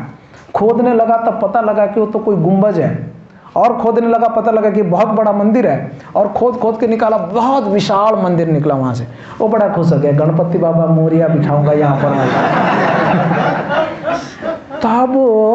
तब तक इंद्रदुम्न महाराज वहाँ पहुँचते हैं, और गल्ल माधव जो है ना तैयारियां कर रहा रहता है। इंद्रदुम्न महाराज बोलते हैं कि भाई देख, ये ना एक्चुअली परम भगवान का मंदिर है, विष्णु भगवान को बिठाना है यहाँ पे, जगन्नाथ जी को। ये नहीं, ये मंदिर मेरा है। बोलता है भाई बनाया मैं यार, तो समझता क्यों नहीं है?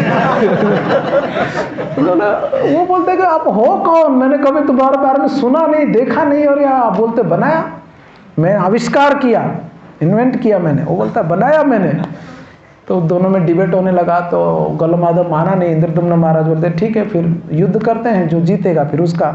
तब युद्ध तैयारी छिड़ रही थी वहाँ पर। फिर काकभुसुंडी आती है दोनों के बीच में, और गल्ल माधव को समझाती कि देखो समझो, असलियत में भगवान का मंदिर है ये। इंद्रदुम्न महाराज ये ब्रह्मलोक में गए थे, तब तक यहाँ पर टाइम चल गया, तो इसलिए आपका समय आ गया, असलियत में ये उनका मंदिर। तो गल्ल माधव समझ जाता है। फिर बाद में मंदिर की पूरा डेकोरेशन होता है, गल्ल माधव मदद करता है फिर से इंद्रदुम्न। फिर वो अपनी पत्नी को ढूंढते हैं, वो जगन्नाथ जी और पत्नी फिर मिलते हैं वहाँ पर, गुंडीचा देवी का जो मंदिर था वहाँ पर उनका। तो ये सब होने के बाद वहाँ पर फिर धूमधाम से तैयारियाँ होता है। 3 सोने के रथ बनाते हैं, 3 सोने का रथ एकदम से बनाते। गल्ल माधव सब हेल्प करता है असलियत इंद्रदुम्न महाराज। 3 सोने का रथ बनाते हैं। असलियत में पहला रथ यात्रा है ना, वो उल्टा रथ हुआ था, मतलब वो गुंडीचा मंदिर से मंदिर गया था सबसे पहले रथ। 3 रथ बनाते हैं, विग्रहों को बिठाते हैं, विग्रह को वहाँ पर ले जाते हैं। वहाँ पर ले जाकर फिर इंतजार करते ब्रह्मा जी का। ब्रह्मा जी आते हैं अपने हेलीकॉप्टर में। अब हेलीकॉप्टर को तो मंदिर के सामने पार्क नहीं कर सकते हैं, लैंड नहीं कर सकते हैं, है ना। उनका हेलीकॉप्टर कौन सा है, कौन सा है? हंस, है ना, हंस वाहन है ना ब्रह्मा जी का। हंस पर बैठ कर आते हैं। भक्ति रसामृत सिंधु में बताया गया कि कभी भी कोई वाहन में मंदिर के सामने नहीं उतरना चाहिए। भगवान के सामने वाहन में बैठकर, पालकी में बैठकर नहीं आना चाहिए। ब्रह्मा जी को मालूम था। ब्रह्मा जी ने एक छोटा सा पहाड़ था वहाँ पर, मंदिर से 20 किलोमीटर की दूरी पर उस पहाड़ के ऊपर अपना गाड़ी वहाँ पार्क किए, वहाँ हंस से उतरे और उतरकर चल के आ रहे थे। और चल के आए, इतना घना जंगल था कि वो रास्ता भटक गए। अभी ब्रह्मा जी के 4 सर हैं, ये संसार उन्होंने बनाया है, मगर उस जंगल के अंदर खुद ही रास्ता भटक गए, क्योंकि जहाँ पर भगवान की माया चलती है वहाँ पर किसी की चलती नहीं। ब्रह्मा जी की दूर की बात, बलराम जी का ही दिमाग नहीं चलती है तो फिर ब्रह्मा जी का कहाँ कहना है कि नहीं। 1 साल तक ब्रह्मा जी बलराम जी ही समझ नहीं पा रहे थे कि हो क्या रहा है करके। तो ब्रह्मा जी भटक गए रास्ता, तो भटक गए तो फिर भगवान जी की प्लान से वहाँ पर एक अचानक एक देवी प्रकट होती हैं। बोलती ब्रह्मा जी कहाँ जा रहे हो? बोलते अरे प्रभु का मंदिर है, उसका पूजा पाठ करनी है। तो उधर किधर जा रहे हो? इधर से रास्ता है। ब्रह्मा जी बोलते हैं ले भाई, यहाँ पर मेरा 4 मुंडी काम नहीं कर रहा पक्का इधर से ना? हाँ इधर से है, मैं इसके लिए यहाँ पर खड़ी हूँ बताने के लिए रास्ता। ब्रह्मा जी बोलते हैं थैंक यू वेरी मच। वो देवी आज भी वहाँ पर हैं, उसका नाम है बाट मंगला। कोई दर्शन किया उसका? पूरी जाने वाले कोई देखा नहीं? जब भी भुवनेश्वर से बाई कार या बाई बस हम जाते हैं पूरी पहुँचने से पहले एक मंदिर आता है लेफ्ट साइड में, छोटा सा मंदिर है, बड़े सुंदर सी देवी वहाँ पर बैठी हुई है, दुर्गा जी हैं। उनका नाम है बाट मंगला। बाट मतलब रास्ता, मंगला मतलब मंगल करने वाली, दिखाने वाली। तो सबको रास्ता दिखाती है कि इधर पूरी जाओ, इधर जाओ, हाँ इधर से रास्ता बता। तो सबसे पहले ब्रह्मा जी को बताई थी रास्ता। तो देवी अभी भी वहाँ पर है। जब पूरी जाते ना सबसे पहले उनको प्रार्थना करना चाहिए हम सही से रास्ते से जा रहे हैं ना, गड़बड़ी ना हो करके। ब्रह्मा जी फिर जाते हैं। तो ब्रह्मा जी जब भी जाकर वहाँ पर पहुँचते हैं, उनकी स्वागत की जाती है, उनके लिए एक मंडप बनाते हैं और उस मंडप के ऊपर ब्रह्मा जी बैठते हैं और ब्रह्मा जी बैठकर वो यज्ञ प्रारंभ करते हैं मंदिर की प्रतिष्ठा करने के लिए। वो मंडप आज भी वहाँ पर है, ब्रह्म मंडप जिसको कहते हैं, उसको मुक्ति मंडप कहा जाता है। क्या कहते हैं? किसी ने देखा मुक्ति मंडप? सबने देखा। मंदिर के अंदर, मंदिर की राइट साइड में यानी हमारे लेफ्ट साइड में एक मंडप है जिसके ऊपर बहुत सारे ब्राह्मण बैठे हुए रहते हैं, है ना। वो मंडप जो ना एक्चुअली ब्रह्मा जी के लिए आसन बनाया गया था, उसके ऊपर बैठ कर यज्ञ किए थे। और ब्रह्मा जी का आसन है इसलिए उसके ऊपर केवल ब्राह्मणों को बैठने का अधिकार है, दूसरे कोई नहीं बैठेंगे। जब पहली बार मैं गया, मैं ट्राई मार रहा था उसके ऊपर चढ़ने के लिए, तो एक ब्राह्मण ने धक्का दिया, बोला क्या कर रहा है? मैं कहा आप लोग बैठो, मैं भी बैठता हूँ। बोला पागल, ये ब्राह्मणों को बैठने का स्थान है। बोला और कोई नहीं बैठेंगे? नहीं प्रणाम करो इसको, ये ब्रह्मा जी का आसन है। मतलब ब्रह्मा जी का आसन है? फिर उसने बताया कि कथा, फिर मैंने प्रणाम किया। तो फिर वहाँ ब्रह्मा जी ने यज्ञ शुरू किए और जब यज्ञ किए सबसे पहले यज्ञ से प्रकट होते हैं नरसिम्हा देव। हाँ, वहाँ पर यज्ञ नरसिम्हा वहाँ से प्रकट होते हैं। तो उस मंडप के बाजू में नरसिम्हा देव का मंडप है, देखा आप लोगों ने? नरसिम्हा देव का मंदिर है ना, यज्ञ नरसिम्हा। तो फिर नरसिम्हा देव वहाँ पर 5 फनों वाले सांप के साथ प्रकट होते हैं। डर जाते हैं इंद्रदम्न महाराज। फिर ब्रह्मा जी समझाते हैं कि पूरे इसको रक्षा करने के लिए नरसिम्हा देव पहले प्रकट हो, उनको प्रणाम करो, उनको भोग अर्पण करो, उनको प्रार्थना करो। नरसिम्हा देव को शांत करते हैं, फिर वहाँ पर उनको बिठाते हैं, रहने के लिए कहते हैं। फिर मंदिर की स्थापना वगैरह, प्रतिष्ठा वगैरह कर लेते हैं ब्रह्मा जी। करने के बाद फिर जगन्नाथ जी, बलदेव, सुभद्रा महारानी को लाकर ये तीनों भगवान के विग्रहों को जो है ना वहाँ पर स्थापना करते हैं। तो इस प्रकार से जगन्नाथ, बलदेव और सुभद्रा महारानी जो है वहाँ पर अपने मंदिर पे आ जाते हैं। तो उस मंदिर का नाम हो जाता है जगन्नाथ मंदिर। वैसे जगन्नाथ मंदिर के और कई सारे नाम हैं। जब भी मैं नाम के बारे में आएगा, जगन्नाथ जी के कितने नाम हैं, पुरी के कितने नाम हैं, मंदिर के कितने नाम हैं, वो सब मैं बताऊंगा। तो अभी इतना सुनो कि इंद्रदम्न महाराज ने बनाया था उस मंदिर जगन्नाथ जी का, उसमें जगन्नाथ, बलदेव, सुभद्रा महारानी आ जाते हैं, विराजमान हो जाते हैं। उनके साथ साथ सुदर्शन जी भी। अभी भगवान बड़े प्रसन्न हो जाते हैं और राजा और रानी गुंडीचा देवी दोनों भगवान को प्रणाम करते हैं। भगवान खुद पूछते हैं कि हे महाराज, मैं आपकी सेवा से बहुत प्रसन्न हूँ, आप क्या वर चाहते हो बताओ, और मैं सभी प्रकार के वर देने के लिए तैयार हूँ। तब महाराज हाथ जोड़कर कहते हैं कि प्रभु बस एक वर मुझे चाहिए कि मेरा कोई संतान नहीं होना चाहिए। इस बात को सुन के भगवान बड़े खुश हो जाते हैं, मगर गुंडीचा देवी दुखी हो जाती है। कौन माँ चाहेगी कि मेरा कोई संतान ना हो करके। गुंडीचा देवी दुखी हो जाती हैं और भगवान खुश हो जाते हैं। भगवान तथास्तु कहते हैं। फिर पूछते हैं कि बट राजा, आपने ऐसा क्यों वर मांगा? साधारण तो लोग मांगते हैं कि हमको संतान चाहिए, और तुम मांग रहे हो कि हमको कोई संतान नहीं होना चाहिए। तो राजा कहते हैं कि प्रभु, अगर मेरा कोई संतान होगा, वो आगे जाकर कहेगा ये मंदिर जो ना मेरा बाप ने बनाया, और उसका कोई बेटा होगा, वो जाकर बोलेगा कि ये मंदिर मेरे दादाजी का है, और आगे जाकर कोई बोलेगा मेरा परदादा का है। ऐसा करके ये मंदिर जो है ना हमारा खानदान का नाम ही आएगा, आपका नाम नहीं आएगा वहां पर। इसलिए आप आज भी ऐसे कुछ मंदिरें हैं, हम नाम नहीं बताएंगे, फिर उन मंदिरों में भगवान जी का नाम नहीं आता। यहाँ पर आएगा राधा गोविंद मंदिर, और वहाँ पर आएगा कोई कंपनी का नाम आएगा, फिर मंदिर आएगा। आप तीर्थ स्थानों में जाएंगे, कंपनी का नाम के साथ मंदिर आता है वहाँ पर। बिरला मंदिर सुना आपने? मगर अंदर क्या होता है? ठाकुर जी होते हैं। ठाकुर जी का नाम नहीं है। नाम क्या है? बिरला मंदिर, बाप का नाम, कंपनी का नाम। तो इंद्रदम्न महाराज कैसे भक्त थे कि नहीं, बाद में कोई क्लेम नहीं करना चाहिए कि मेरा मंदिर है, मेरा घर का मंदिर है, मेरा परिवार का मंदिर है, खानदान का मंदिर है, ये आपका मंदिर है। जगन्नाथ मंदिर के नाम पे फेमस होना चाहिए। इसलिए मेरा कोई संतान नहीं होना चाहिए, मेरा यही सेवा था, ये कर लिया। फिर भगवान ने गुंडीचा देवी को देखा, तो गुंडीचा देवी बड़ी दुखी थी। भगवान समझ गए, वो तो अंतर्यामी है। कहते हैं गुंडीचा देवी, आप क्यों चिंता करते हैं? आपका यही चिंता है ना कि आपकी कोई संतान नहीं है। हम तीनों भाई बहन आपके ही संतान हैं, क्योंकि आप ही के घर में हमारा जन्म हुआ है। आज से हम आपके संतान है, तीनों भाई बहन, और साल में एक बार आपके घर में आपके हाथ का पकाया हुआ खाने के लिए हम आएंगे, और 7 दिन आपके घर में रुकेंगे, और आपका घर फेमस हो जाएगा, और आपका घर का नाम गुंडीचा मंदिर होगा। हम साल में एक बार आपके घर पर आएंगे, वहां पर आपका हाथ का पकाया हुआ खाएंगे, आपके साथ रहेंगे, और फिर वापस आएंगे। आपको कभी हम एहसास होने नहीं देंगे कि आपका कोई संतान है ही नहीं करके। ये बात को सुन के गुंडीचा देवी का दुख जो है वो सब चला गया। उस बात को, उस वचन को रखने के लिए प्रभु आज भी साल में एक बार क्या करते हैं, गुंडीचा के घर पे, यानी वो रानी गुंडीचा के घर पर जाते हैं। 7 दिन वहाँ पर रखते हैं, और कुल मिला के 9 दिन की पूरा फेस्टिवल है। जब रथ यात्रा का बात आएगी तभी मैं बताऊंगा। तो वहाँ पर भगवान साल में एक बार जाके गुंडीचा देवी का दर्शन करके आ जाते हैं। तो इस प्रकार से भगवान जगन्नाथ जो है, कृष्ण का जो जगन्नाथ जी का स्वरूप का जो विग्रह है, वो दारू लकड़ी का विग्रह जो है इस प्रकार से बनते हैं, और बन के जगन्नाथ मंदिर में निवास करते हैं।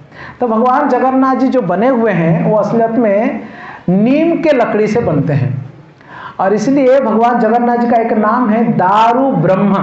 क्या नाम है? दारू ब्रह्म, मतलब दारू पीने वाले ब्रह्म नहीं है।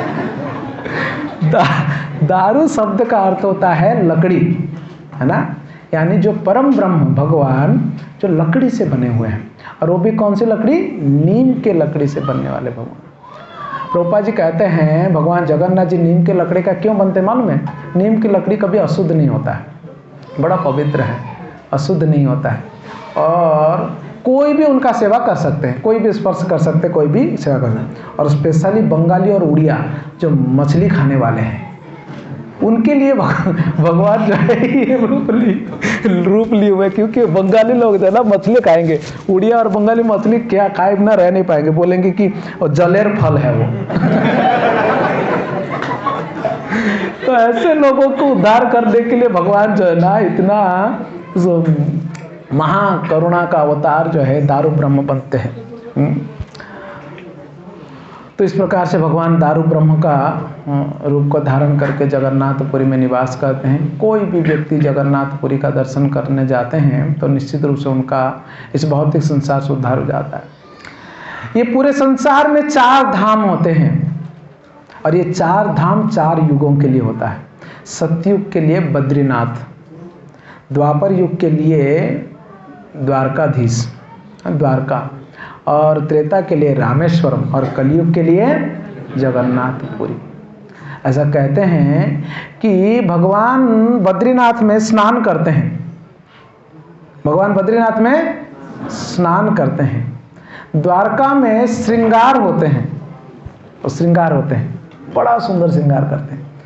जगन्नाथपुरी में भोजन करते हैं, जगन्नाथपुरी में, पंढरपुर में गाने सुनते हैं, तिरुपति में व्यापार करते हैं, श्रीरंगम में जाके सो जाते हैं। ये भगवान की लीला है। तो जगन्नाथपुरी में भगवान भोजन करते हैं। भगवान की भोजन की बहुत महिमा है। कहा जाता है कि भगवान का हाथ कभी सूखते नहीं है, वहाँ पर भक्त सूखने नहीं देते। अभी खा के उठे, हाथ धोए, फिर से खाना तैयार उनके लिए। ऐसा 6 बार खाते हैं भर पेट। कितना खाते हैं अगर कोई पूछेगा, कितने प्रकार के खाते हैं अगर कोई पूछेगा, उसका उत्तर है 56 प्रकार के। और कितना खाते हैं अगर कोई पूछेगा, उसका कोई गिनती नहीं है। कितना खा, हम लोग इधर भोग लगाने के लिए बनाते हैं इतना, थाली में लेके जाके एक थाली में और कटोरी में भोग लगाते हैं ना। वहाँ पे ऐसा नहीं, 5 लाख लोगों के लिए बनेगा, सबके सब उनके सामने रखेंगे, खा जाओ। और भगवान होते कोई बात नहीं, और सब खा जाते एक साथ। ये वहाँ का महिमा है। खाते रहते हैं, खाते रहते हैं, 56 प्रकार के दिन भर खाते रहते हैं। दिन भर हाथ सूखता नहीं है उनका, खाते खाते। ऐसा खाने की महिमा है वहाँ पर। एक बहुत आचार्य का, एक बड़े आचार्य कहते हैं, जगन्नाथपुरी जाओगे तो वहाँ पर आपको दर्शन नहीं किया ना, आप खाली उनका प्रसाद खा लोगे तो भी आपको कृपा मिल जाएगा, उद्धार हो जाएगा। एक दिन लोकनाथ प्रभु जो है ना, वो जब मंदिर में आए, तो मंदिर में आए तो मैंने चलो दर्शन करते। प्रभु जी भूख लगा, आपने बताया था लेक्चर में, पहले प्रसाद खा गए तो उद्धार हो जाएगा, दर्शन बाद में रहने दो। बोला अरे भाई वो जगन्नाथपुरी के लिए। बहुत सुंदर भजन है। जब भी हम उस भक्त के बारे में बताएंगे, उस दिन आपको उस भजन के बारे में बताएंगे। जगन्नाथपुरी के प्रसाद की बड़ी महिमा है, बहुत बड़ी महिमा है। केवल प्रसाद की महिमा, मतलब प्रसाद दर्शन की जैसे महिमा, प्रसाद की महिमा है। वहाँ पर बड़े बड़े देवता तरसते हैं भगवान जगन्नाथ जी के प्रसाद पाने के लिए।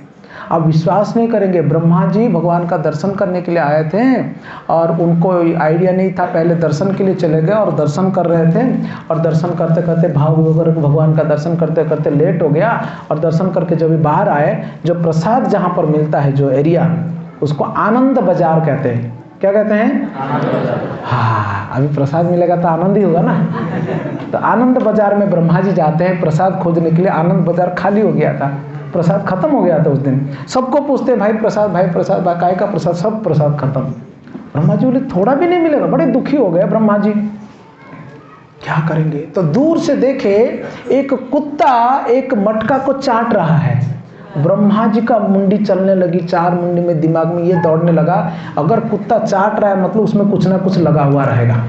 और वो जाके कुत्ता को, भाई वो कुत्ता को भगाए वहाँ से, और भगा के वो हंडी अपने हाथ में लिए और उसके अंदर वो खुद से चाटने लगे कि जगन्नाथ जी का प्रसाद मिल जाएगा।